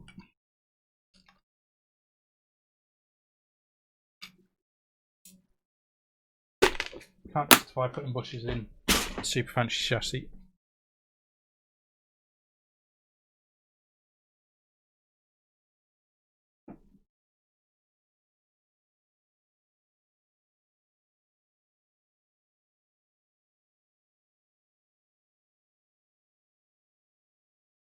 Okay.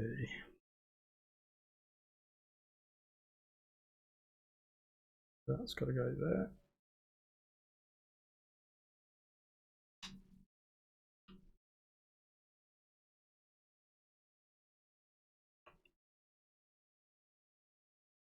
That does feel right, which is good.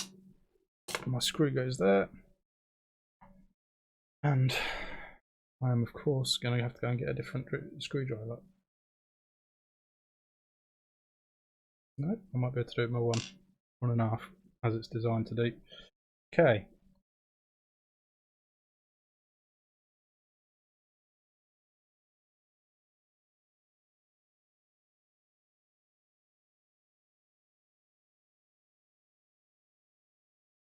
Do need some black grease.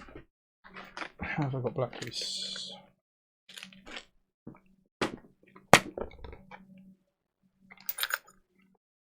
Not in this pot.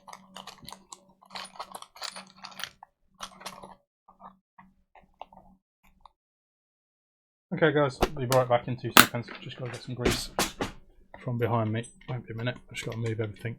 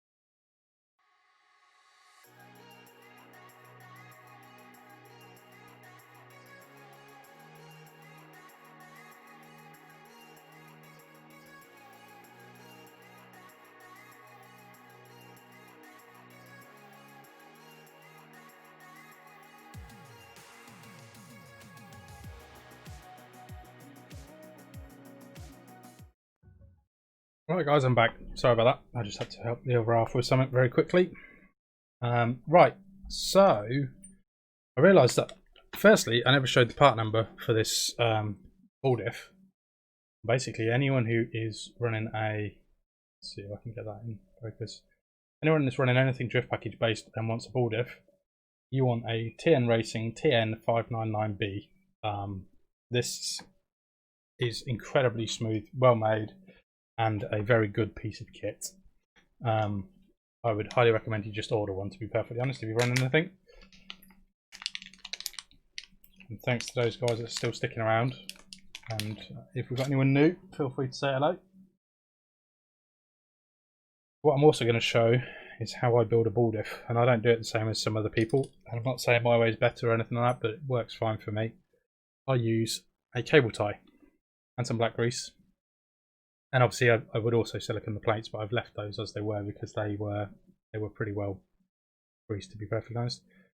It's a bit much.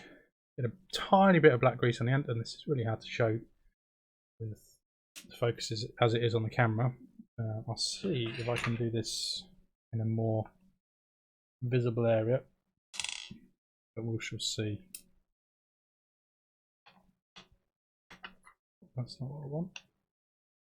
So what I'm doing now is putting the balls on, and all I do is use the grease on the, actually I've forgotten a step already, let's get rid of that. I forgot to grease the thrust plates, and all I do is run that on there, make sure there's load on there, and that's just reminded me there's the other one there, that's fine. Just make sure there's plenty of black grease on. It doesn't need to be actually loads, you don't want too much, to be perfectly honest. But then I use the grease that's on the cable tie just to pick up the balls and drop them off, and it makes life a lot easier doing it this way, particularly when you're someone like me that drops the balls all of the time. Just keep the end with a bit of black grease on, doesn't need loads. Go around, put them all in position, and this should take 8.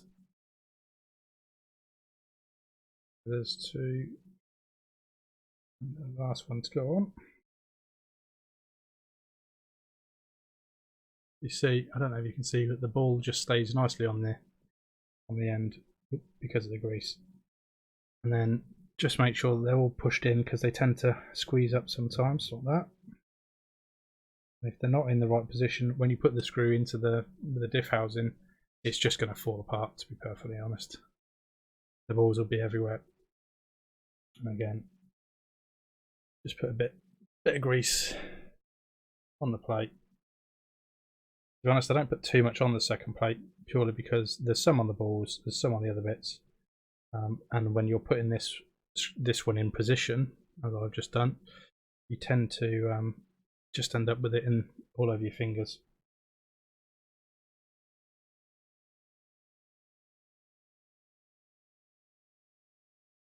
That should be enough, and then it's sometimes easier to use pliers, but not always. Or some tweezers would be helpful, but I've left mine on the other side of the room.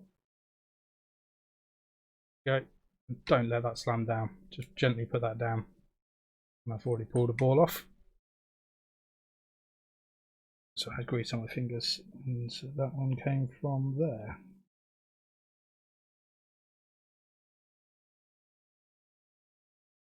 They're all in place, and then all you have to do, drop the diff over the top,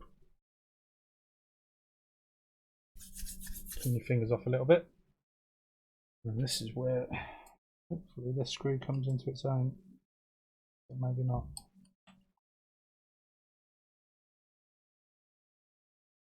And that's fallen out.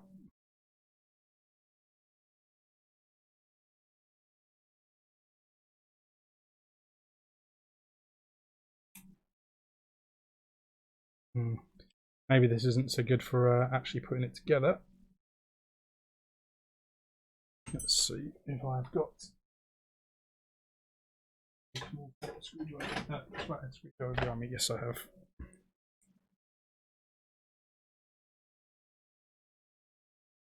I think the slotted edge is a lot better for making adjustments rather than assembling.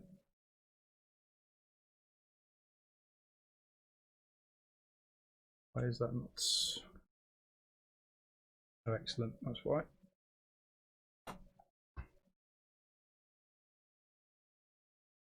That's because it is working, but the plate is moved. Excellent. Just when you're trying to show something.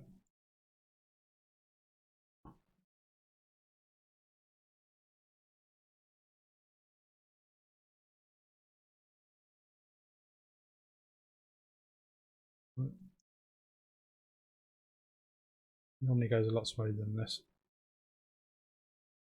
I'll blame the fact I'm trying out a new part. That'll do.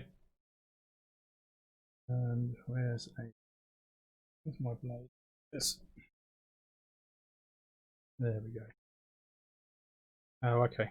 I see what it doesn't like.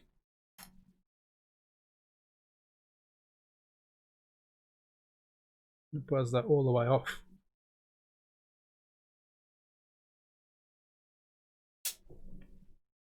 Of course I dropped that bit.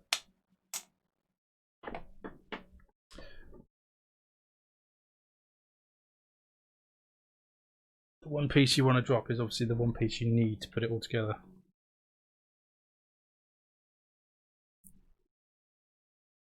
There we go.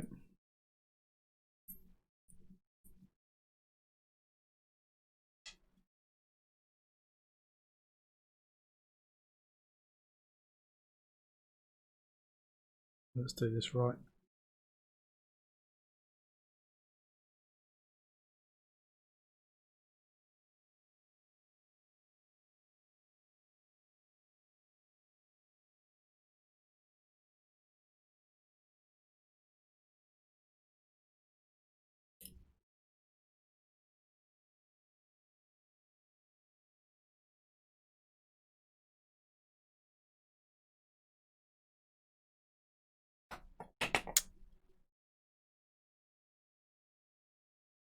Apparently I am very clumsy today.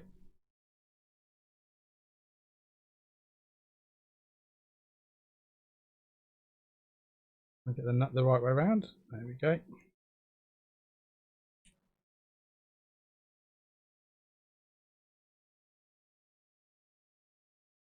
There we go. Finally got there. Took me long enough.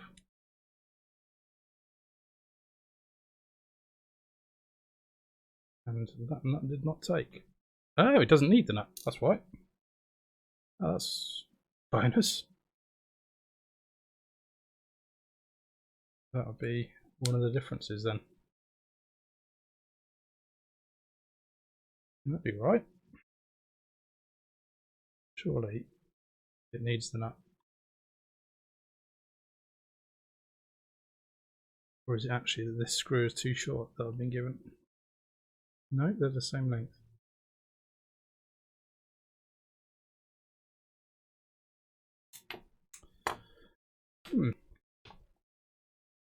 Alright, we'll try that out. It seems like maybe it doesn't need the nut, but that seems wrong to me, so I'll take the nut with me. And the other screw.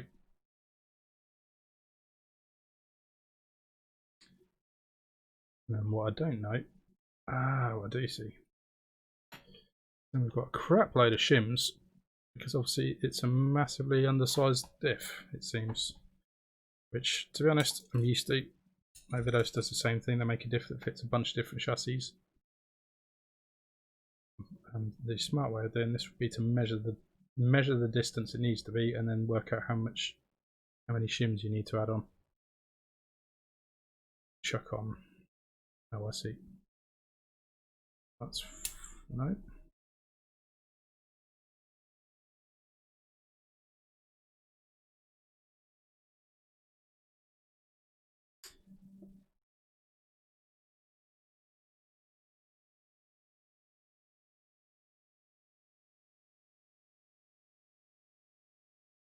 I'm not very experienced with this sort of stuff.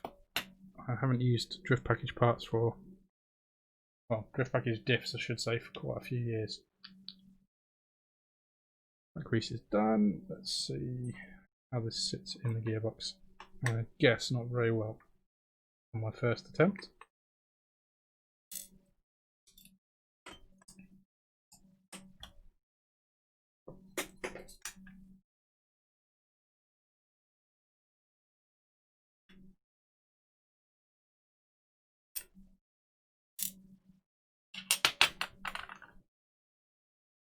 Right, just going to slot it in.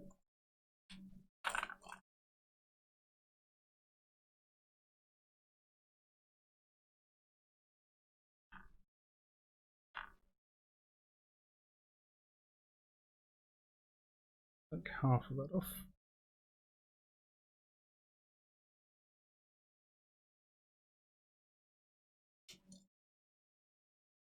I tend to much prefer running a loose shim on the rear diff. Loose I can get away with, really. I don't like it binding, I don't like it causing drag, I don't like it impacting the way the car drives. I want that to all be my choice with ESC and throttle settings and things like that. There we go, it's much better.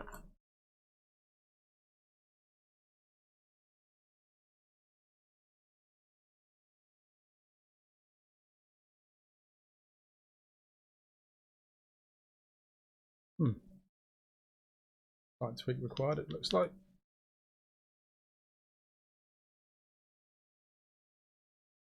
I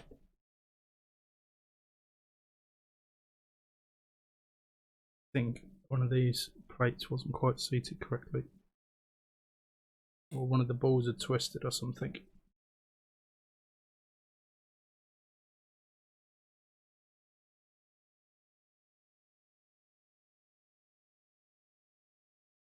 That looks a lot better. So who have we got with us at the minute?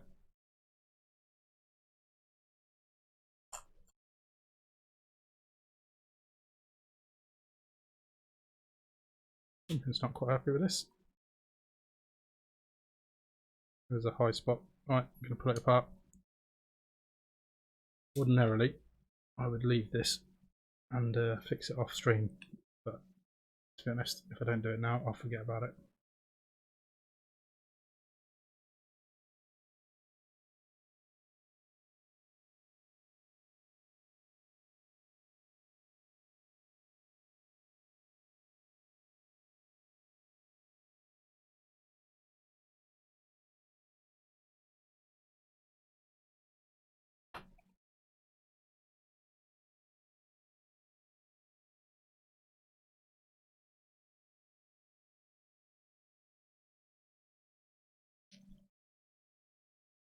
I'm also going to definitely compare those two screws, because I suspect maybe this is the wrong screw for this diff. As much as I was told it was definitely the right one. It's actually longer, so it can't need to use the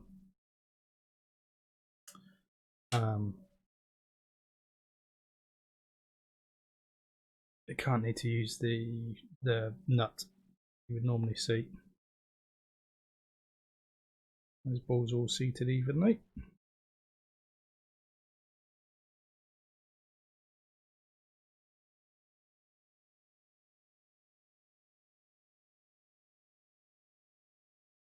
There we go.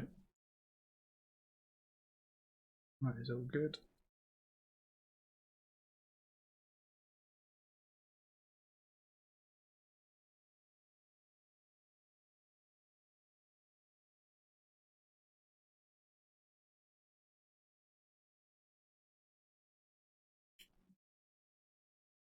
Let's see how that goes back together.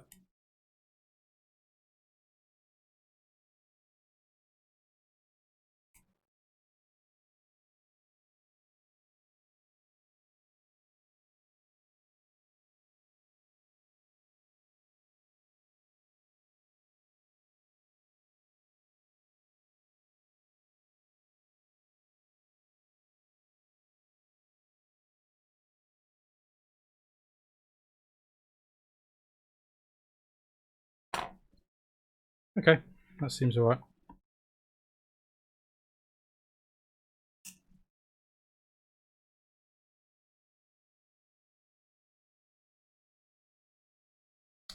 Up to yet another thing.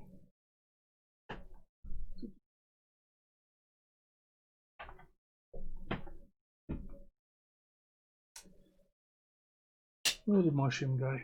This.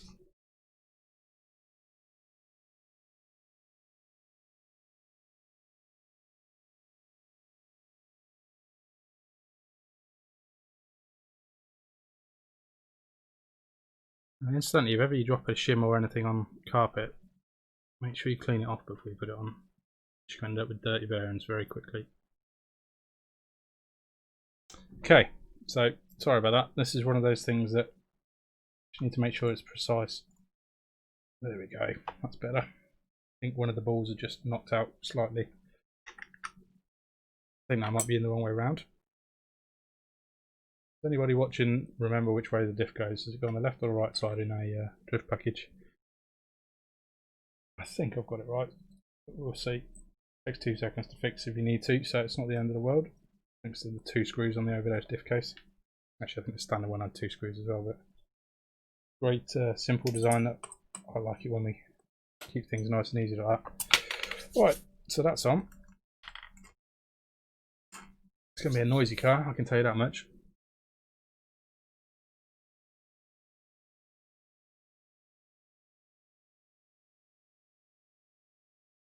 So, annoyingly, I need to open another pack of hinge pins because I've forgotten where I put the others.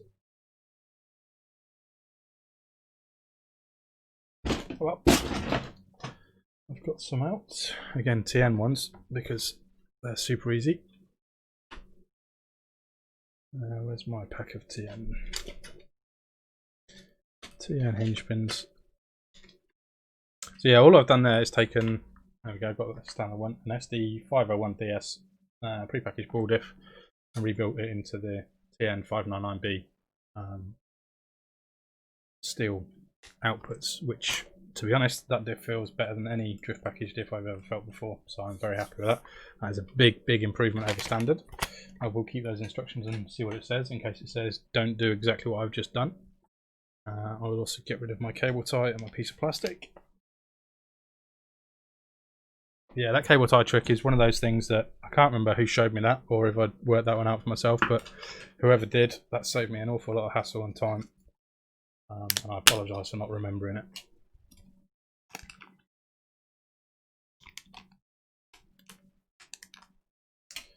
I think purple arms is a good idea. I'm also going to use the purple adjustable rear mount because I can. And I need a pack of suspension balls, SD300B for drift package.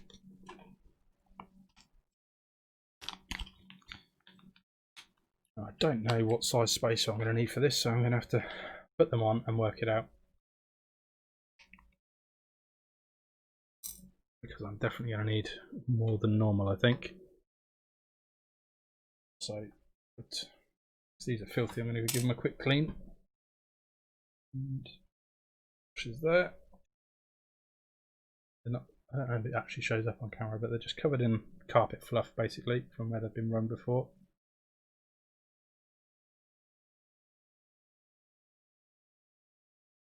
We'll give them a blast with something a bit more, even though it's just compressed air.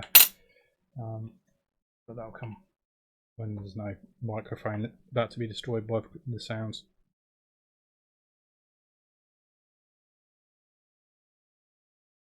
Clean enough, and like I say, they're probably going to get replaced with some very nice version or Type 2.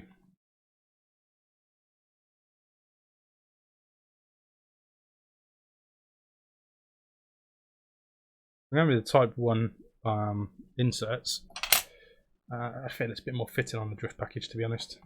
Kind of a nonsense thing to say, but I don't know, sometimes things just feel right, don't they? Where's that other one? There it is. I'm not really thinking about setup on these yet.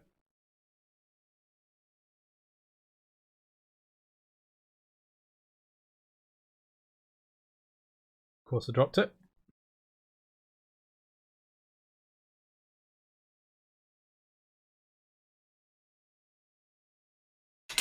There we go, right. I can go away. I can go away. I think not needed. Could have a very useful spot. Might keep that. That can go there. They're not needed anymore. Screw that, I dropped.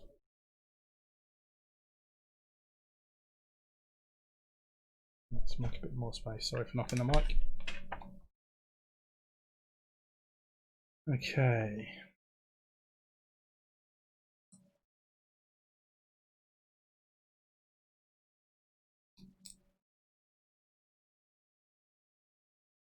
I'm just going to put the one side on and work out roughly how many. I think I should need 4 mil of spacing, but I will check because it could be more. Since I'm using arms that aren't actually for a drift package, and they might be thinner.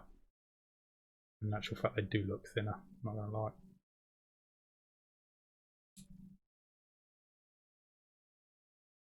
So feel free to say hello if you haven't already. It's gone quiet in chat, but it was nice and chatty earlier. Okay.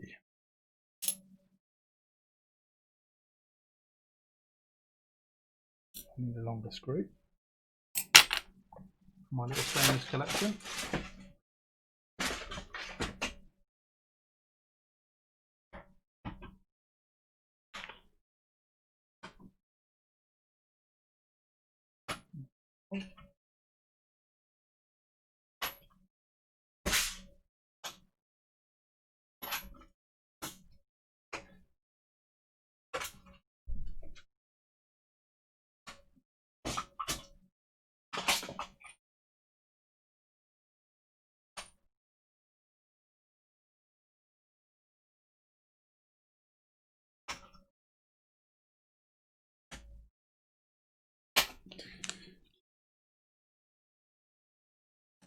These might be too long. I bet they're the closest I got right now. I think I want 16s, and I think I've only got 20s. Although I'm being blind, because they're probably better.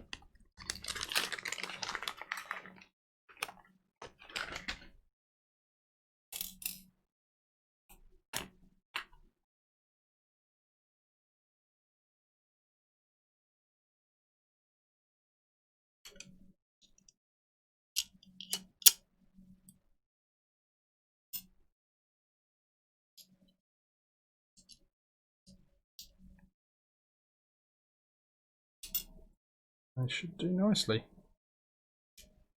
Good.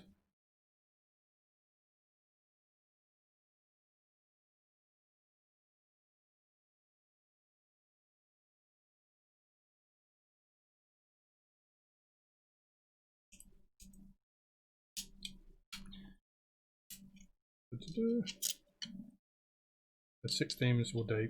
They're not quite the right size, but they're close enough. Going for 0 toe on the back, because I intend to run the adjustable rear knuckles. So I can add some toe there. I'll probably put 1 degree on the knuckle, and then I can add one or 2 degrees on the adjustable rear strap here. Yeah, that does fit. Okay, let's take the front one off. Actually, that might not be as easy as I thought it was going to be. Might be easier with the rears. At least I know it fits now.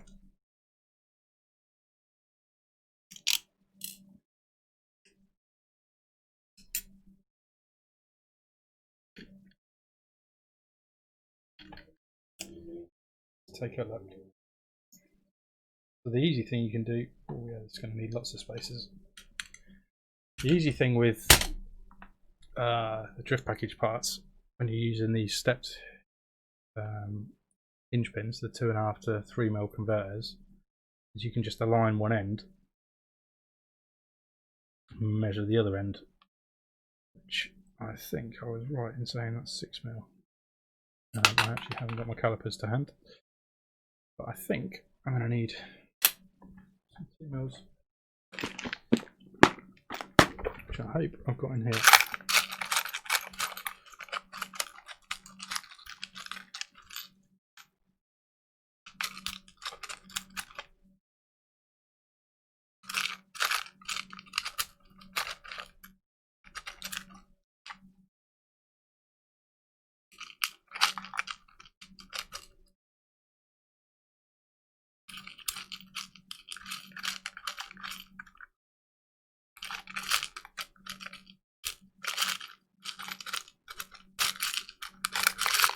again for wrestling, guys.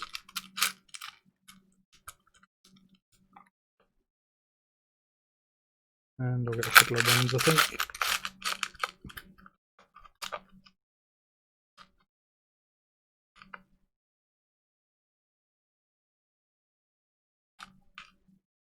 Going purple on these. Purple everything now. Back into liking it. Let's see how this looks. So.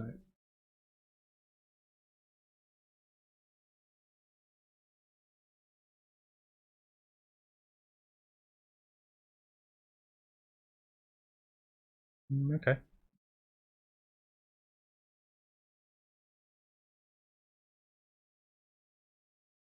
I actually think I need another 2mm for the other side, but I'll put this one on and see how it looks.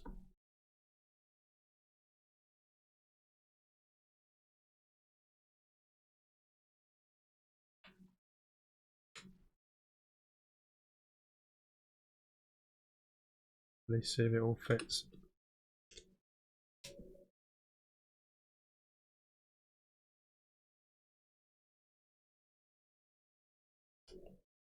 No, it needs even more. Needs even more. Okay.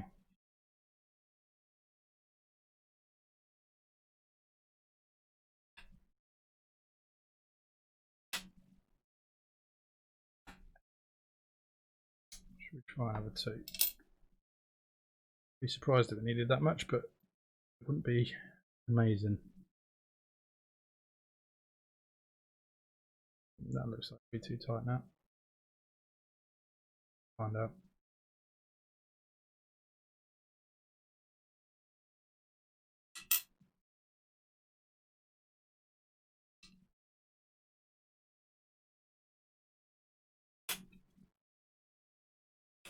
No, that's spot on. Okay. Alright, that's easy enough.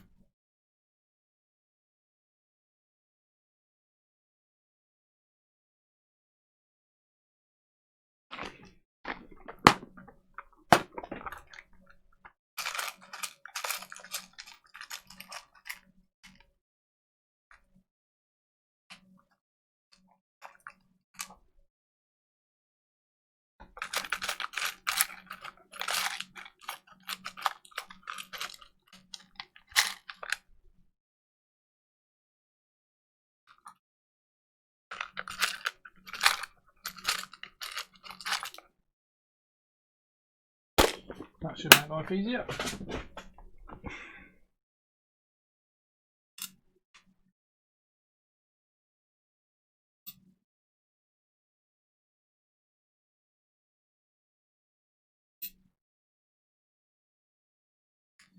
I'll make my first choice on setup. I'm going to go slightly long wheelbase.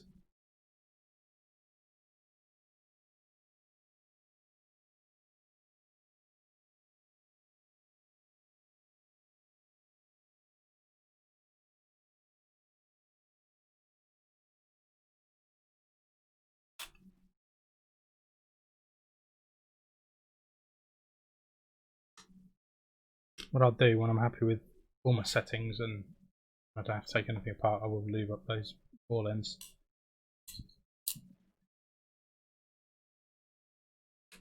Okay, that's good. 2.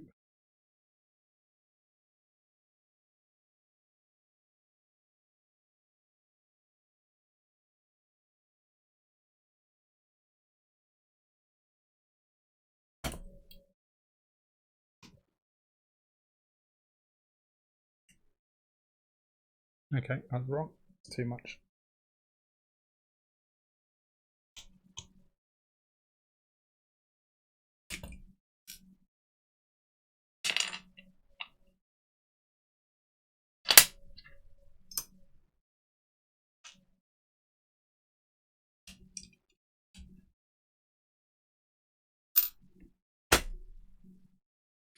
Funny how things can look spot on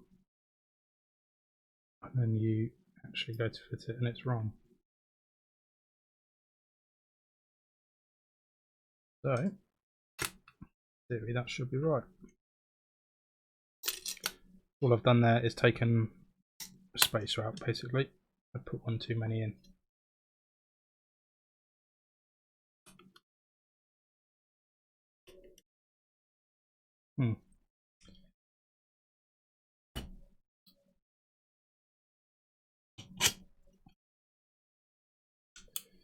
So I need one in the middle, halfway between those two.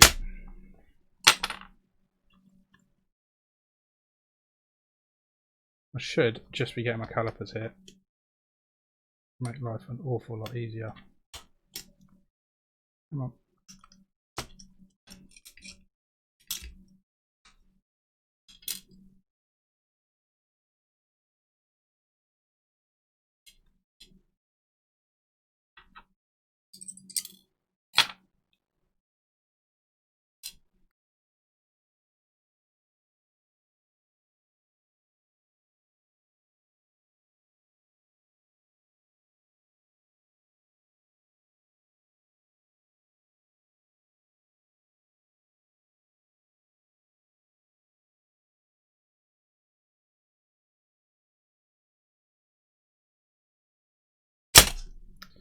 And there we go. It's good.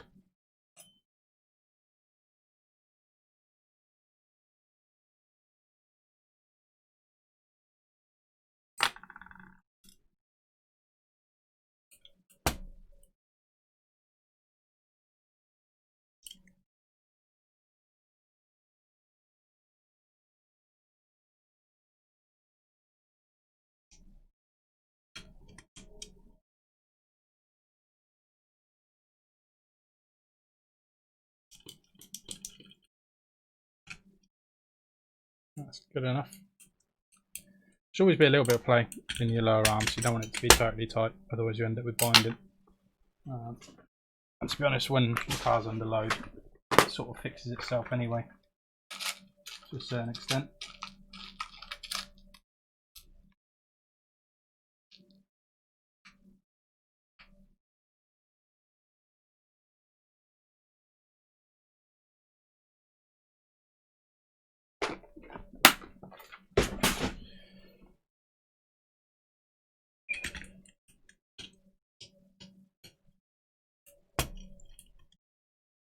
Yeah, I've in the process of building this today, I've already decided it's getting a load of upgrades. Providing I don't hate the way I can make it drive initially, which is not going to be the case, almost certainly. I'm very much wanted to put all version 2 stuff on this. I think it'd be rather nice.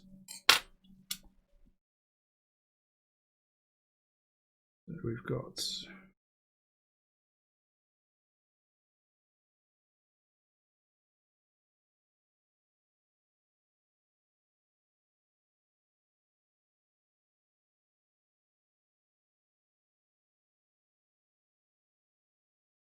funny with the chassis sat as it is right now, it looks like an awful lot like the battery is too far forward, but actually it's probably bang in the middle.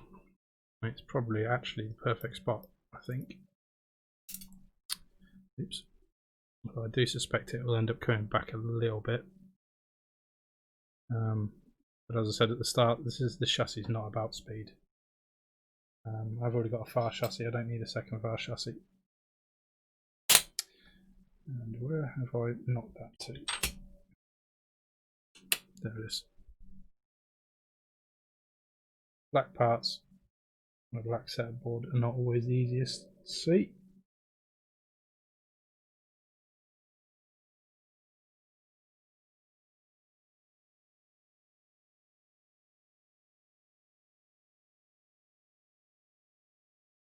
Should be good. Probably need half mil shims here, to be honest. I've only got ones out, so it'll do what it does. Let's knock that screw out first.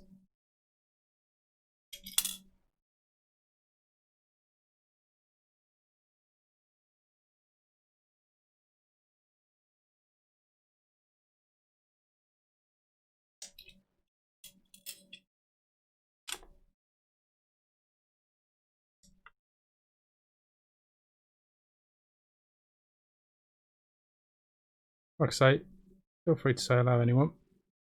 Gone a bit quiet in here while I'm faffing with these little fiddly bits. It was good to have something interesting to chat about.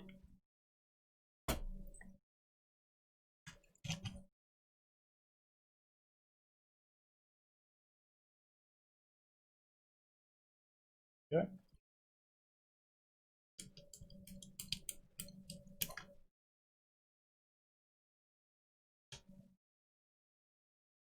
Like I say, there we go. They're loose enough. They could probably be a smidge tighter, but they're good enough for a first run, I think. I think I'll have to pop the rear shock tower on that just to see a bit more how it looks.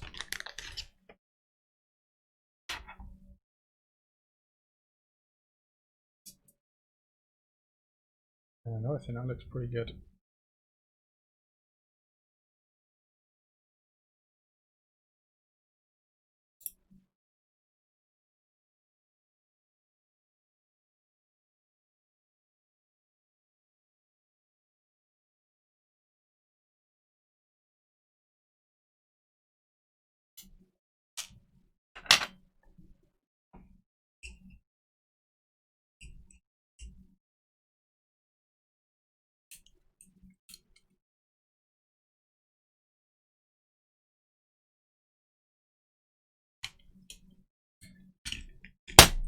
Okay, well, I think I'm going to call it a day there because all the stuff I've got left to do is a fiddly boring stuff, and the chat's gone a bit quiet, so I'll be doing it on my own. But let me know if you want me to do more. To be honest, this build's been a bit more faffy, so I've had to pay more attention and do a bit less chatting than I'd like to. It's been a bit of me learning, to be honest, because I've not run a drift package in quite some time. So yeah, let me know if you want me to do some more builds, or if you want me to do some more setup tips and stuff with something like my Garm, because it is something I know a lot better, and it's something I'm a lot more comfortable with, and more able to chat away while I'm doing things. But yeah, well, thanks for tuning in today, guys. Anyway, thanks for the support, the extra subscribers and stuff that I got. Like I say, I am planning on doing more videos and stuff when I get a bit more space, but right now I've only got a desk in an office that gets, it's in my house, so I haven't got a lot of free space right now. But thanks for tuning in anyway, guys, and I'll catch you guys later. Hopefully tomorrow, do a bit more, I think, during the day. And if not, I might do some videos, some cookies if I get a chance. But catch you guys soon.